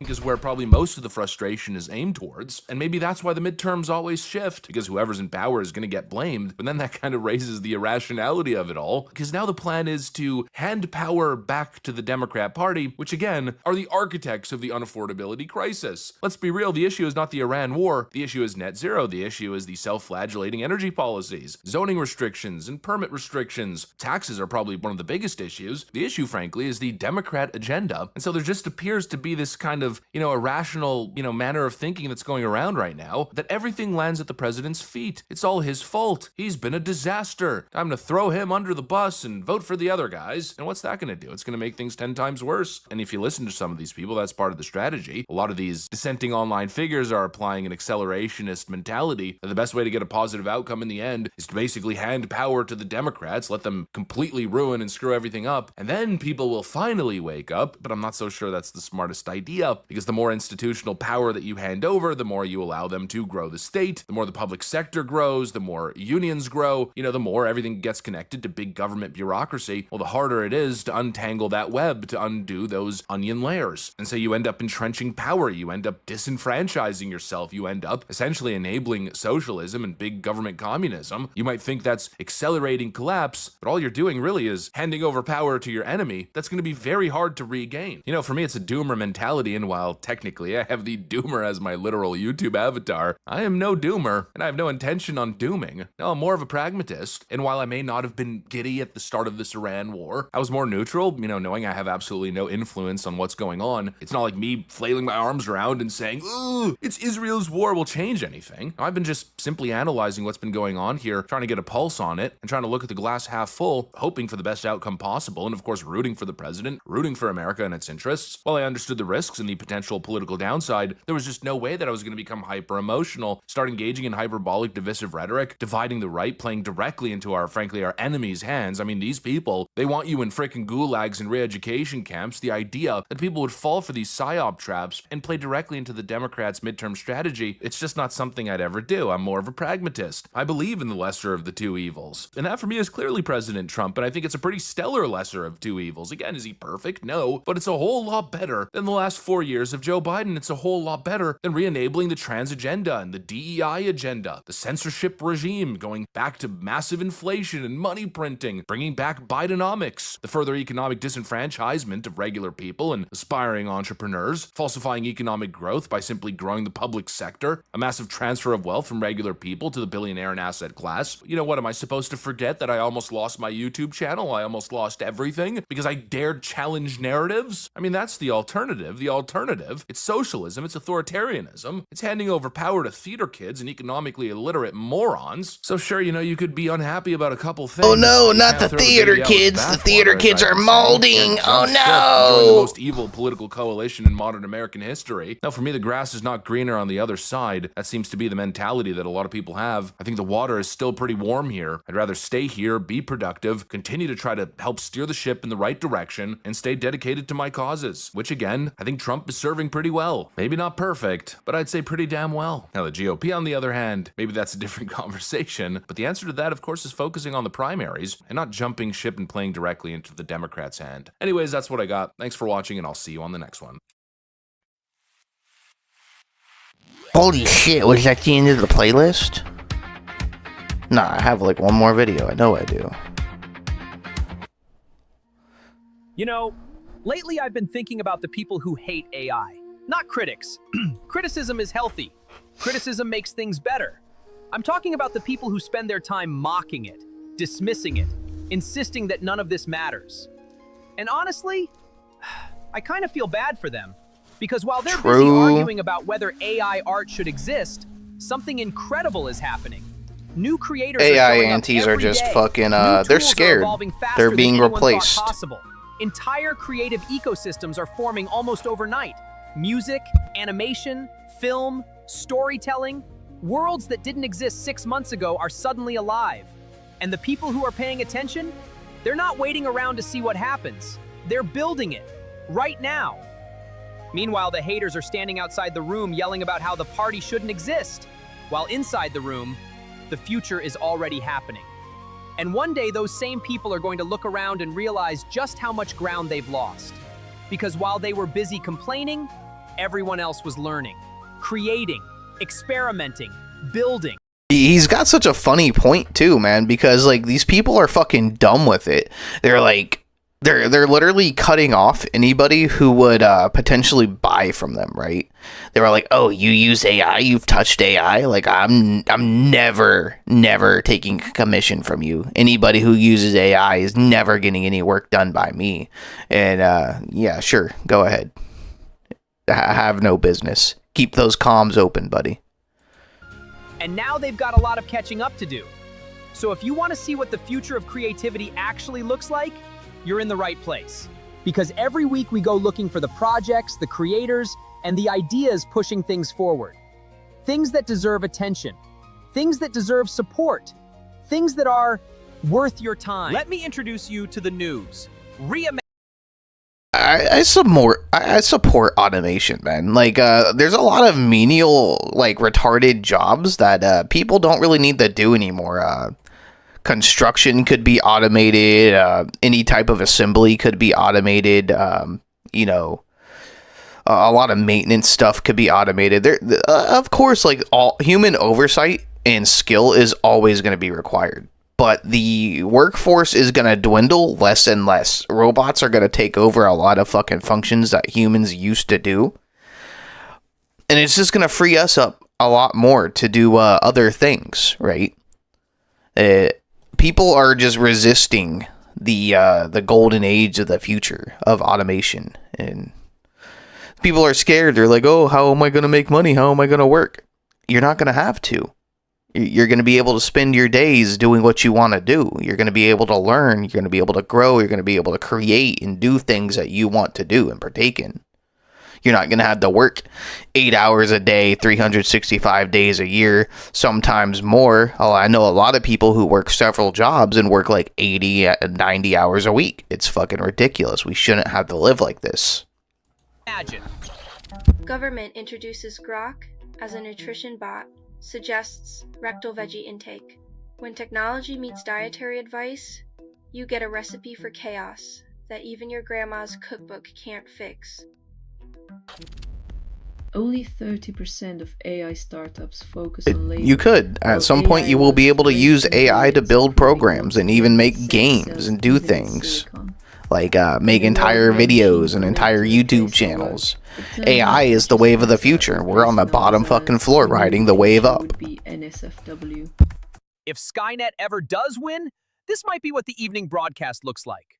Doomscroll.fm is one of the creations from the warped, but undeniably brilliant, mind of the collective's very own Dr. Evil, Christopher Neitzert. Christopher is the mad genius behind insane inventions like the Sortalizer, a tool that lets you scan, identify, appraise, and even list for sale any treasure you stumble across, instantly using AI.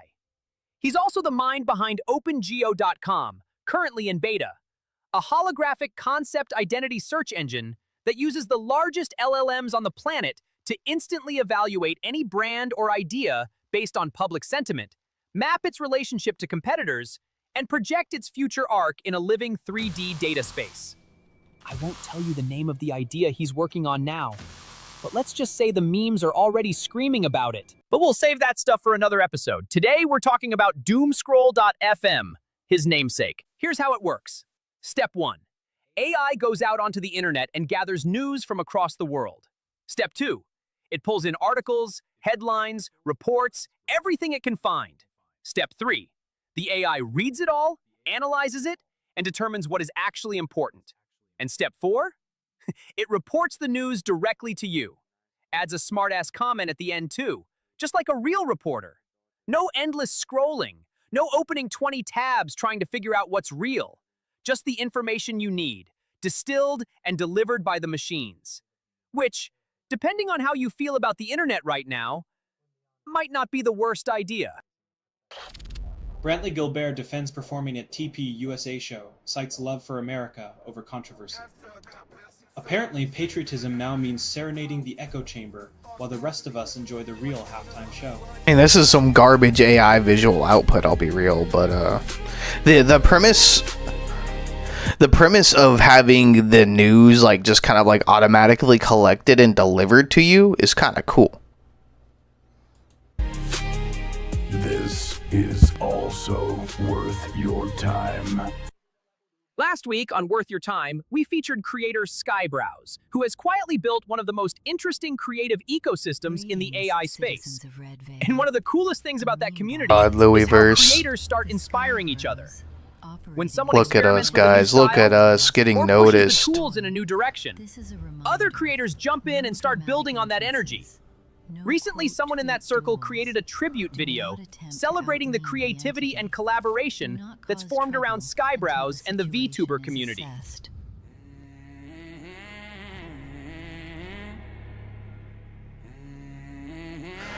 This is the AI Creator Collective. It's a kind of like a news channel covering things AI. Here, let me link it to you guys. Fighting to keep my mind afloat. I had a dream and watched it sink below. But I'm drawing my battle lines, going to war again. I know I was forged for this. Don't get out, checking my heartbeat, lifting my chin, standing my ground one more time. No spotlight shining my way, just fine. For this. I believe we can write a better story. I know we can be warriors. We are the fighters who turn loss into flame.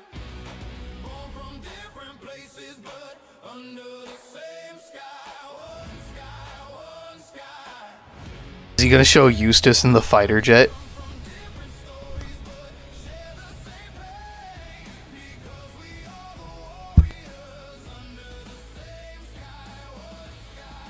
And what's really interesting is how the community responded.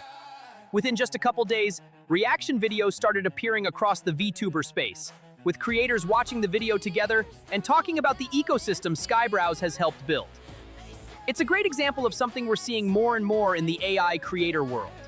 Creators inspiring creators, ideas spreading, communities forming around experimentation and storytelling. And honestly, that's exactly the kind of creative energy we love to highlight here on Worth Your Time. Of course, Skybrowse wasn't about to be upstaged.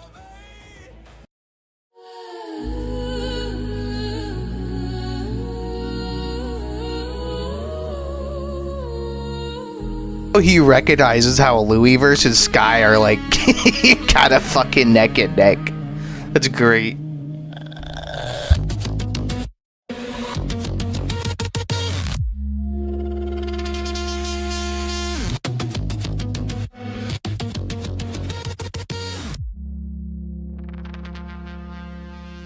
Almost immediately, he dropped a brand new video called Gonna Be. And this one is something special. It's a collaboration with his mother, lovingly known across the community as Mama Browse, based around a psychedelic rock song she wrote nearly 20 years ago. And He's doing his research. I like this guy. Absolutely slaps. The It do animation is some slap. of Skybrowse's strongest work yet. The fuck is blending general music, chat? storytelling, and experimental visuals in that unmistakable Skybrowse style. It's creative, it's weird, it's heartfelt, and it is absolutely worth your time. Here's just a taste. surreal, sublime. But when you feel it come real, it's gonna blow your mind, and it's gonna feel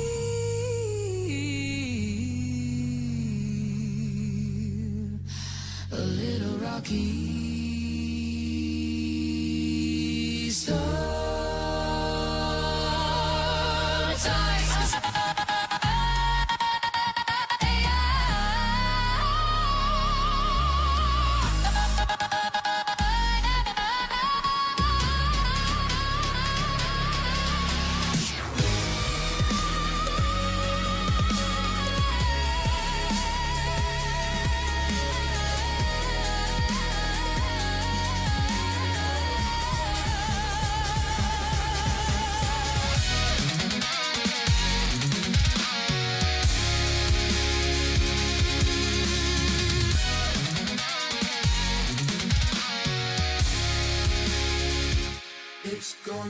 This is also worth your time. You wouldn't believe Alma the Brows company needed the started rebrand. Door last night. Another chrome jockey looking for a quick kick? Nah, not the usual suspects. So, I was up in this shop last night pondering the finer Let me introduce you to Gossip Goblin What were you Studios, pondering, Vaughn? the brainchild of creator Zach London. This is one of the most interesting experiments happening in AI storytelling right now. Instead of waiting for a studio to greenlight a project, Zach built his own. Gossip Goblin is essentially a creator-led film studio, producing serialized sci-fi and fantasy worlds using a mix of traditional storytelling and AI-powered production tools. The philosophy is simple. Humans write the stories. AI helps bring them to life. And the results are kind of incredible. In just a couple of years, Gossip Goblin has produced hundreds of episodes of content and built an audience in the millions. One of the standout pieces from the studio is a cosmic sci-fi short called Woodnuts. It follows a laborer harvesting psychoactive sap on an alien world who becomes entangled in the ancient memory of the planet itself and discovers the long-lost story of how humanity once transformed the world and how that transformation ultimately destroyed them. It's weird. It's beautiful. It's cosmic science fiction in the best sense of the word. And it's exactly the kind of ambitious storytelling that shows what happens when creators stop waiting for permission and start building their own studios. Definitely worth your time. The closer to the edge you get, the more you want to taste it. It's in our nature, I think, to try things, explore. The saying, don't build spaceships. They're only to see what we see.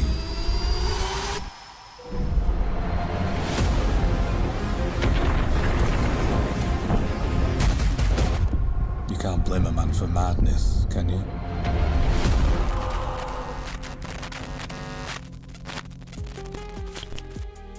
My name is Oliver Moore. I represent Digitized Revolution. What I'm attempting to do today is to show y'all one of the ways in which I use Suno for my AI-assisted music production. And now it's time for something worth your listen. Each week, we highlight music creators from the collective who are pushing the boundaries of what AI-assisted music can sound like. And this week, we're starting with Digitized Revolution, the project of creator Oliver Moore. Oliver recently released a fantastic behind-the-scenes video where he documents one of his music creation sessions from start to finish. And what makes this video special is that Will it's join not the Jelly a polished Cult. tutorial. You will be And happy. it's not a highlight reel. It's the real creative process. You see everything. The good ideas, the bad outputs, the false starts, the course corrections. The whole journey from concept to finished track. In this case, Oliver Subliminal starts with here. lyrics It's from an all earlier over. song You called will Brother, join the Jelly then Cult. uses Suno to generate musical ideas, rejects what doesn't work, curates the pieces that do, records new vocals, and eventually builds a brand new track called Elevate. What I love about this video is how honest it is. It shows that even with powerful tools like Suno, creativity is still a process of experimentation, taste, and intuition. Sometimes the AI gives you something great. Sometimes it gives you something terrible. And the real skill is knowing the difference. Oliver actually said the reason he recorded this session was because he watched a conversation between Matt from AI DIY and Chill Panic, where they were talking about showing the real process instead of just the final product. And that inspired him to stop overthinking it and just hit record. The result is a really fascinating look at how modern AI-assisted music can actually be created. If you want to see the full creative session and hear the finished track elevate, we'll have the link to Oliver's channel in the description. And if you're a music creator in the collective, keep an eye out, because tracks featured here on Worth Your Listen may also find their way into rotation on AICCA Radio, where we showcase music from creators across the community. Digitized Revolution is definitely worth your listen.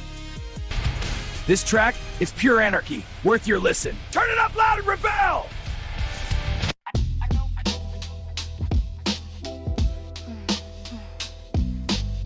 You know what I noticed though, son?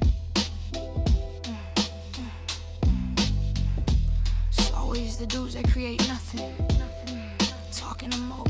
You caught in limbo. Your steez is dead of a trifling bimbo. Digitized revolution, blast right through your mental. My voice the illest part of this instrumental. Don't make the underworld off to where I send you. You think it's simple, cause you simple-minded. It ain't the tool, dummy, it's the wielder behind it. You'd have been whack on a skin drum, go play a skin flute. You'd have been whack on a loop. Facts.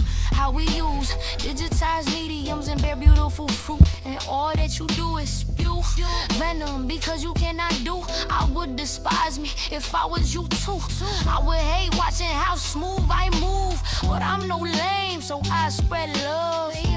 I come from beneath and from above. I be the earth, I be the sky, I be the Buddha that you put. You caught in limbo, your steez is dead of a trifling bimbo. Digitized revolution, blast right through your mental.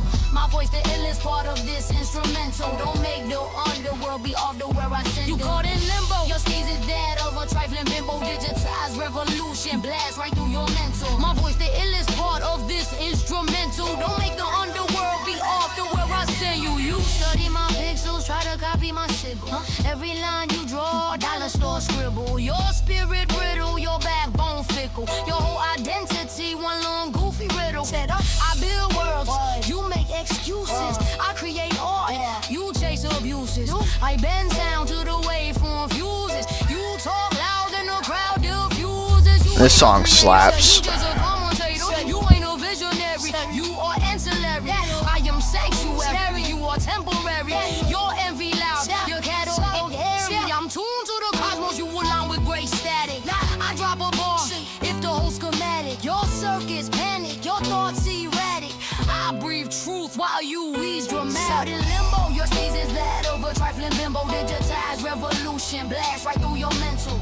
My voice the illest part of this instrumental. Don't make the underworld be off to where I send you. You caught in limbo, your steez is that of a trifling bimbo. Digitized revolution, blast right through your mental. My voice the illest part of this instrumental. Don't make the underworld be off to where I send you. I rose from pressure, I am volcanic glass. Each track a relic from a future past. I walk my path, you are outclassed. You judge the craft, you can't surpass. You clock my ascension, can't replicate the grind. You want the crown, but you ain't got the mind. You chase reactions, I design. You Welcome in, Jared Glasspool. Welcome in. mold this chaos into discipline.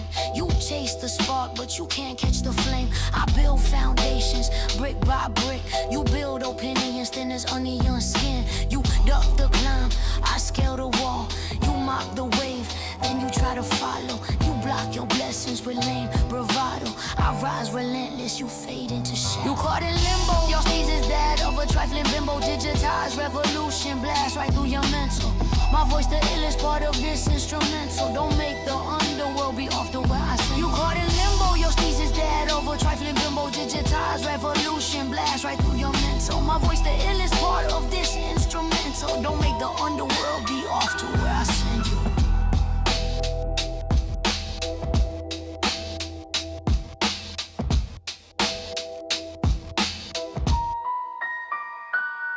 Yeah, I don't really like songs like that either, but it has a good That's going to do message. it for this week's episode Has a of good Worth message. Your Time. From creators building entirely new ways to experience the news, to visual artists pushing the boundaries of AI imagery, to musicians experimenting with brand new creative workflows. One thing is becoming very clear. Something really interesting is happening in the world of AI creators right now. Good comment. People aren't Good just comment, using the man. tools. They're building communities, inspiring each other, Sheeny and Man discovering entirely new forms I'm of creative probably expression. mispronouncing the fuck out of that. And we're here to help you find the creators and It's a projects good quote, that my truly man. are worth your time. If you enjoyed this episode, make sure to like, subscribe, and share it with someone who loves discovering new creators. And if you've got something you think is worth featuring on the show, email us at wyt@aicreatorcollective.ai. We'd love to see it. I've been Izzy, and this has been Worth Your Time.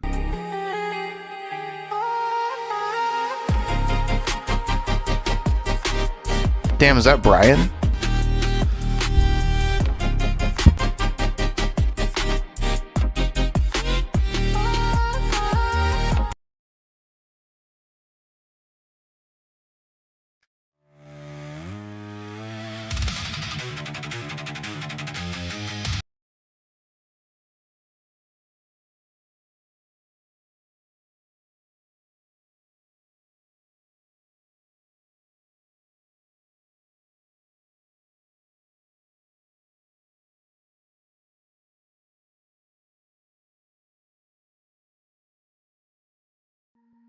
You know, lately I've been thinking about the people who hate AI.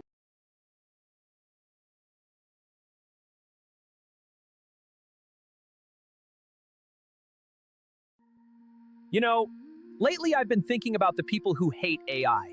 Not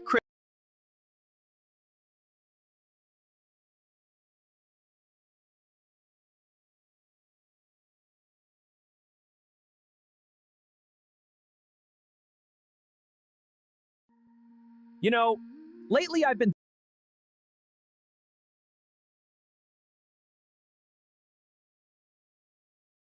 Ooh, we got some more Hive Mind. Ooh, Lord Intellectual Music Satire. Oh, let's watch this first.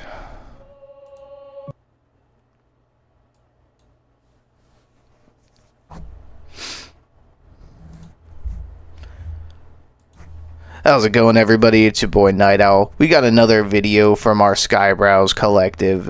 Music Satire made a banger about Lord Intellectual. It's probably going to be the most funniest shit on the planet, because Lord Intellectual, you know, he came onto the scene trying to be, you know, an intellectual king of OPSEC, but lost his account like 3 times over now. Bro's fucking retarded.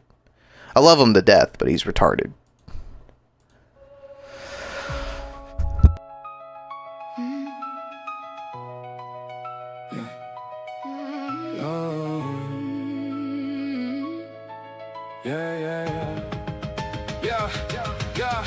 Lost the handle, lost the feed.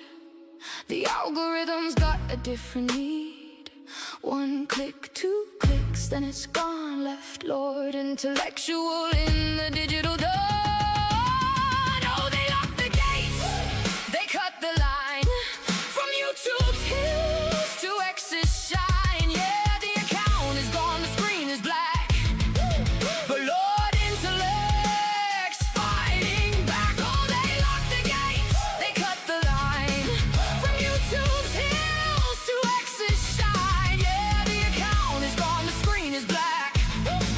But Lord Intellectual's fighting back. I built the kingdom brick by brick. Then the bus came through, it happened quick. Suspended ban, no reason why. Just a hollow echo in the social sky. Tried to log in, saw the red mark there. Vanished in the smoke, faded in the air. The subs are silent, the feed is still against the platforms and their iron will. Oh, they locked the gates, they cut the line. From YouTube's hills to X's shine. Yeah, the account is gone, the screen is black.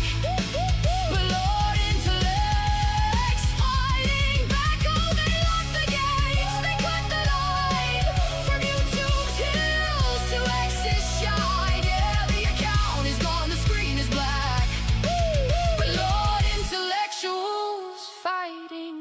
go. It's Lord intellect, intellectual threat to the status quo.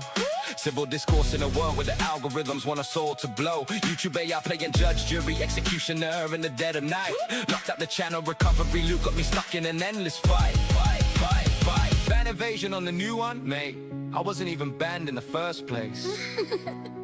Google's bots are bugged out, Putting creators in a digital disgrace. but you can't stop the signal. Firefly wisdom in the matrix code. I'm not going quietly, watch me reload and explode the whole node. From airing cosplay games to lifting iron in the real world grind. Built this presence brick by brick, now the sensor's trying to steal my shine. Polarized world needs voices that actually use their brain, not echo chamber enforcers driving everyone insane. X tried to cut the line, email lockout had to migrate quick, but I'm back, secured the handle, now the content's flowing thick. Big tech thinks they own the game, but the people got the power. Lord intellect rising up. This is our finest hour. I built the kingdom brick by brick. When the box came through, it happened quick. Suspended ban, no reason why. Just a hollow echo in the social sky. Tried to log in, saw the red mark there. Music Satire probably spent $8,000 in Higgsfield credits making this video, bro.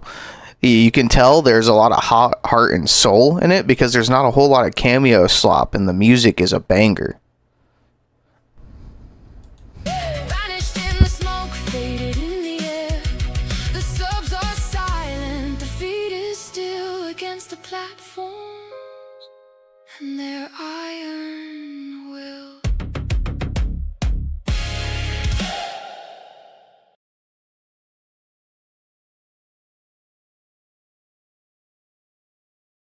Pretty good. That was pretty good, Music Satire.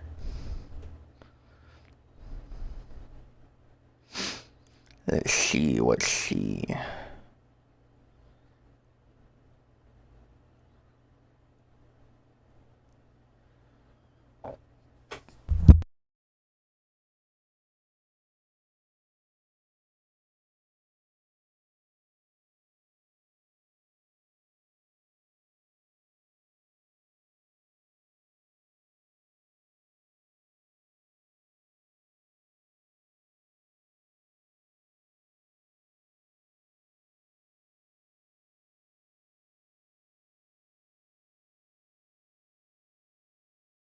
No, I'm not gonna do that. I'm not gonna do that.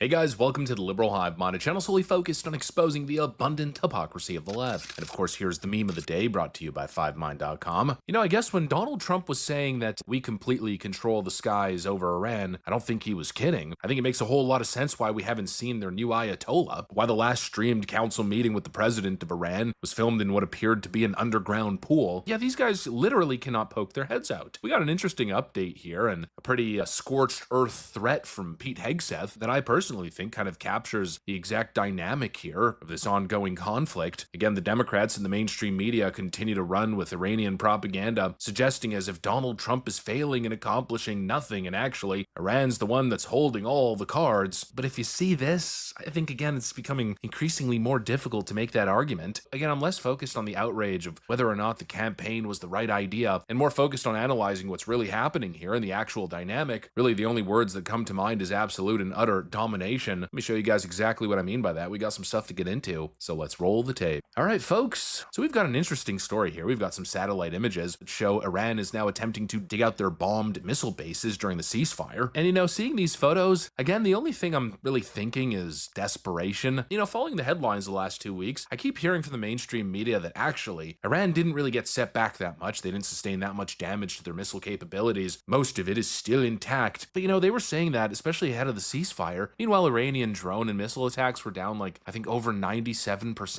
And now again, as they're bluffing on the world stage, what we're actually seeing on the ground is them now trying to desperately regain access to their underground bunkers. I mean, if anything, it's proof that they've got nothing left. They're desperately trying to salvage what's left. And speaking of what I said earlier about utter domination, as they're doing this, we're literally in their sky watching it happen. And then Pete Hegseth comes out and says this. To the KH leadership and IRGC leadership, we're watching you.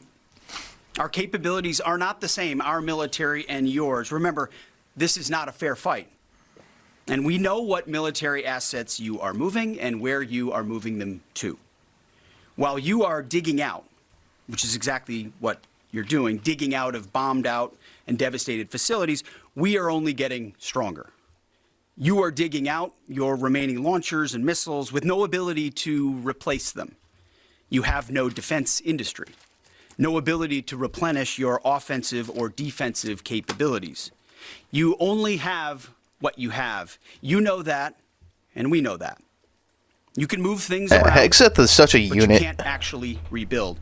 You can dig out for now, but you can't Like, reconstitute. this dude's crazy. I love him. This is like the type of fucking head of the military that we More need. power than ever before, and better intelligence. Even more importantly, better intelligence than ever before, as you expose yourself with your movement to our watchful eye.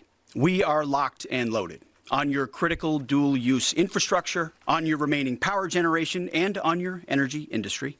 We'd rather not have to do it, but we're ready to go at the command of our president and at the push of a button. He's basically telling them, if you even dare, we will obliterate you from the sky. These guys are hopeless. I mean, what can they do? They cannot lift a finger. But again, if you listen to the left, this entire operation has been nothing but a failure from President Trump. Anybody who honestly believes that these fucking Tusken Raiders are putting up any type of fucking fight against the might of the U.S. military, they're fucking retarded.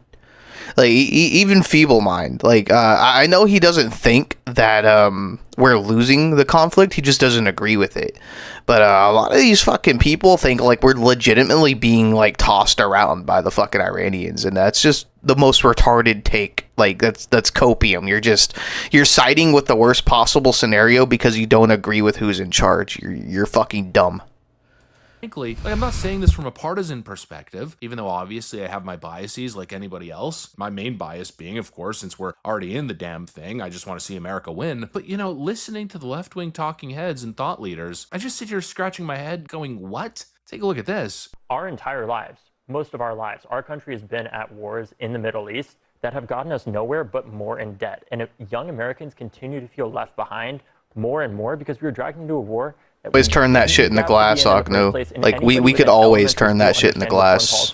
Could have told you what up, Bam True? Going to get shut down, and that is exactly. And who controls it right now? Who controls the why are gas prices so high then? Why were they high during Biden's administration? Did you like that? It wasn't because of a geographic. Bro, why is David Hogg on fucking TV, bro? Like, what is this shit, bro? This dude needs to go away. We control the strait. We are in charge of this conflict right now. I think Scott Jennings hit the nail on the head. Exactly. Those are like last week's talking points before last week. Why is he a CNN correspondent now? Like, who the fuck is this guy? Military blockade. Fucking crisis actor, piece of shit. And while the Iranians again publicly said that they were never going to let that happen, it's been ongoing for days now, and they've done nothing. You would expect if their threats were serious, they would be launching missiles and challenging President Trump in the Strait. But instead, they're now using the time to desperately try. Sure, I'm true. That's why we're literally Team America, World Police. We handle the entire world's fucking protection because we're the greatest fucking superpower on the planet. Talking points just make no sense. Oh, but Iran's got Trump by the balls in the Strait. Oh, he didn't calculate for that contingency. And that's another talking point I keep hearing. After 48 days of destruction, carnage, and soaring costs here in America and around the world, Trump has no idea how to end this war, just as he had no plan when he started it. All this war has gotten us is more radical Iranian regime with greater nuclear ambitions, a closed Strait of Hormuz, skyrocketing gas costs, and the ire of the world. Is anyone surprised that only 1 in 4 Americans think Operation Epic Failure has been worth it? That's what we call it, Operation Epic Failure. Trump isn't practicing the art of the deal.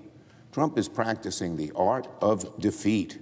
And he seems all too good at it. Trump had no plan. It's a disaster. He's failing. Are we watching the same war? And this whole thing of him not having a plan, it's very clear that he's had a plan. He's had a response to everything the Iranians have done. He's completely decimated them. Yet they continue to insist that there's no planning here. Oh, there's no ambition. There's no strategy. Donald Trump isn't clear about what he wants. No, he's very clear. Again, I'm so sick of hearing that talking point. He keeps moving the goalposts. No, he said since day one. This is not about regime change, although I guess regime change is inevitable. No, this is about ensuring that the Iranians never make a nuclear bomb. Oh, and another rich one that I keep hearing. Oh, with a timeline. He said it would take 4 to 6 weeks. It's been roughly 6 weeks. You know, again, obviously Trump speaks in hyperbole, and we get what he said. He was suggesting a very accelerated timeline, and that's exactly what we got. I mean, really? He's basically leveled the regime. We've never seen something like this in world history, something so swift and so decisive and so one-sided. He got them to negotiate a ceasefire, to actually get to the table. And again, ceasefires and peace talks usually take years to even start considering. He got them to the table in 40 days. You've been in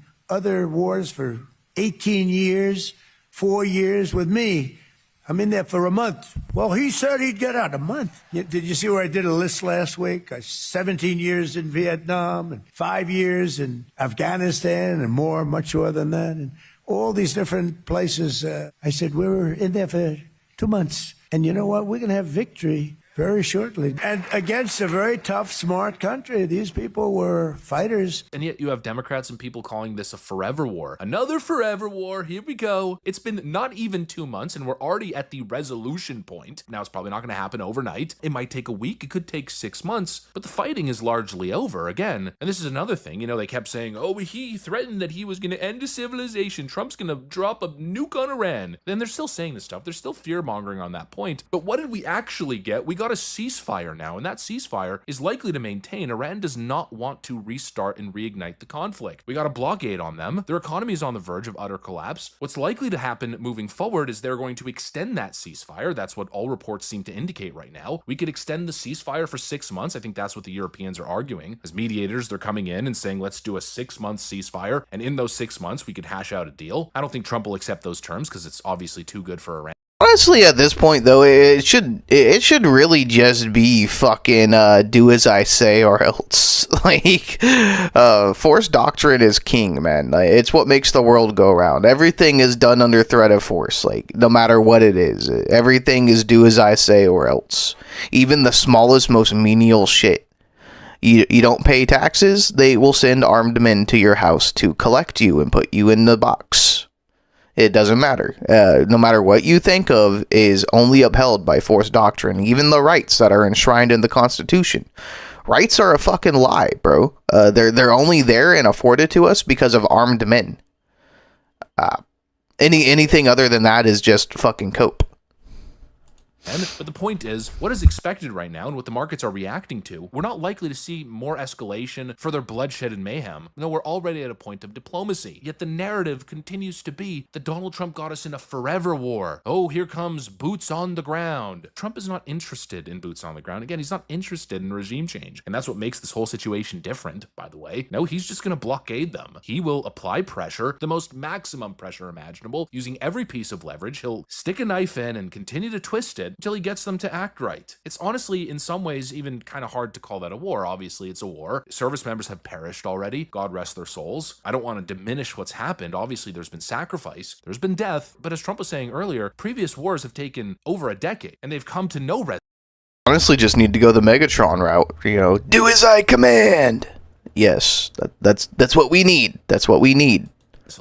Look at Afghanistan after Joe Biden's withdrawal. And yet after 2 months, we're going to pretend as if, oh, this is taking too long. He's a failure. It's a forever war. Even though he's ahead of schedule on every single note. You know, again, I'm not some warmongering freak who's just bloodthirsty. As I keep saying, I am just trying to be as objective as possible, analyzing what I am seeing on the ground. And it does appear that if you were the president of the United States and you were to want to tackle this Iran issue forcefully, well then we're in best case scenario, aren't we? I'm not going to pretend that we're not. Am I a huge advocate for war war and conflict and regime change, obviously not. But if you were to do it, I feel like this is the best example. It's the best process we have seen so far. And yet if you listen to the people who are losing their minds, the people who keep coming after me in my X comments, it just feels detached from reality. It feels like no matter what Trump does, he'll never get credit from them. Even if this whole thing ended tomorrow, the world's a better place, a safer place, America's richer, America controls global oil flows and key economic bottlenecks. China's set back a decade, you know, a total global reset, let's call it, but not in the New World Order globalist sense. No more in the America first, America as a hegemonic power sense. You know, just for the sake of conversation, in a month's time, Iran is now a thriving democracy and all of a sudden a security ally and getting everything right. I feel like they would still be saying that Trump is a failure and somehow America and Donald Trump bad. I don't know. Maybe I'm crazy. Maybe I'm partisan. Maybe the people are right and I'm just contorting myself to justify and cope with everything that President Trump does. But again, for me personally, it doesn't feel that way. I feel as though I'm being genuine. I don't consider myself a party partisan. I consider myself an independent thinker and just analyzing the facts. I just feel like the dissent and the counterculture that's currently being formed, it's just not meeting the moment. It's excessive. Some of it feels frankly foreign influenced. A lot of it is just left-wing partisanship as well. You know, that David Hogg video I showed you guys earlier, or Chuck Schumer. If Biden was 2 months into this operation at the same position that Donald Trump was, they would be kissing his feet. And you know that that's true. I'm not going to sit here and pretend as if things are going so bad, because again, objectively, on the ground, it feels like the truth is the exact opposite. Now, if we're still here 9, 12 months from now, and we're in the same damn position and it's continually costing billions of dollars to maintain what's going on, then obviously I'll change my tune. At that point, my opinion will radically shift, but I don't think that's coming. I'm pretty sure we could sustain this blockade pretty much endlessly, and the Iranian regime, I mean, I've seen some estimates that they've probably got like 10 days tops. At some point, they're going to run out of oil storage capacity. They simply won't have the funds to keep going. And so that's my prediction. That's what I'm sticking with. And I guess time will tell. You know, we'll just have to see where this goes. Anyways, that's what I got. Thanks for watching, and I'll see you on the next one.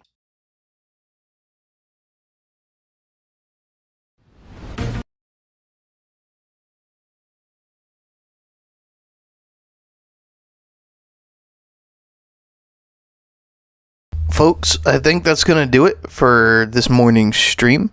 It is 1 o'clock in the afternoon for me, and I got to mow my lawn.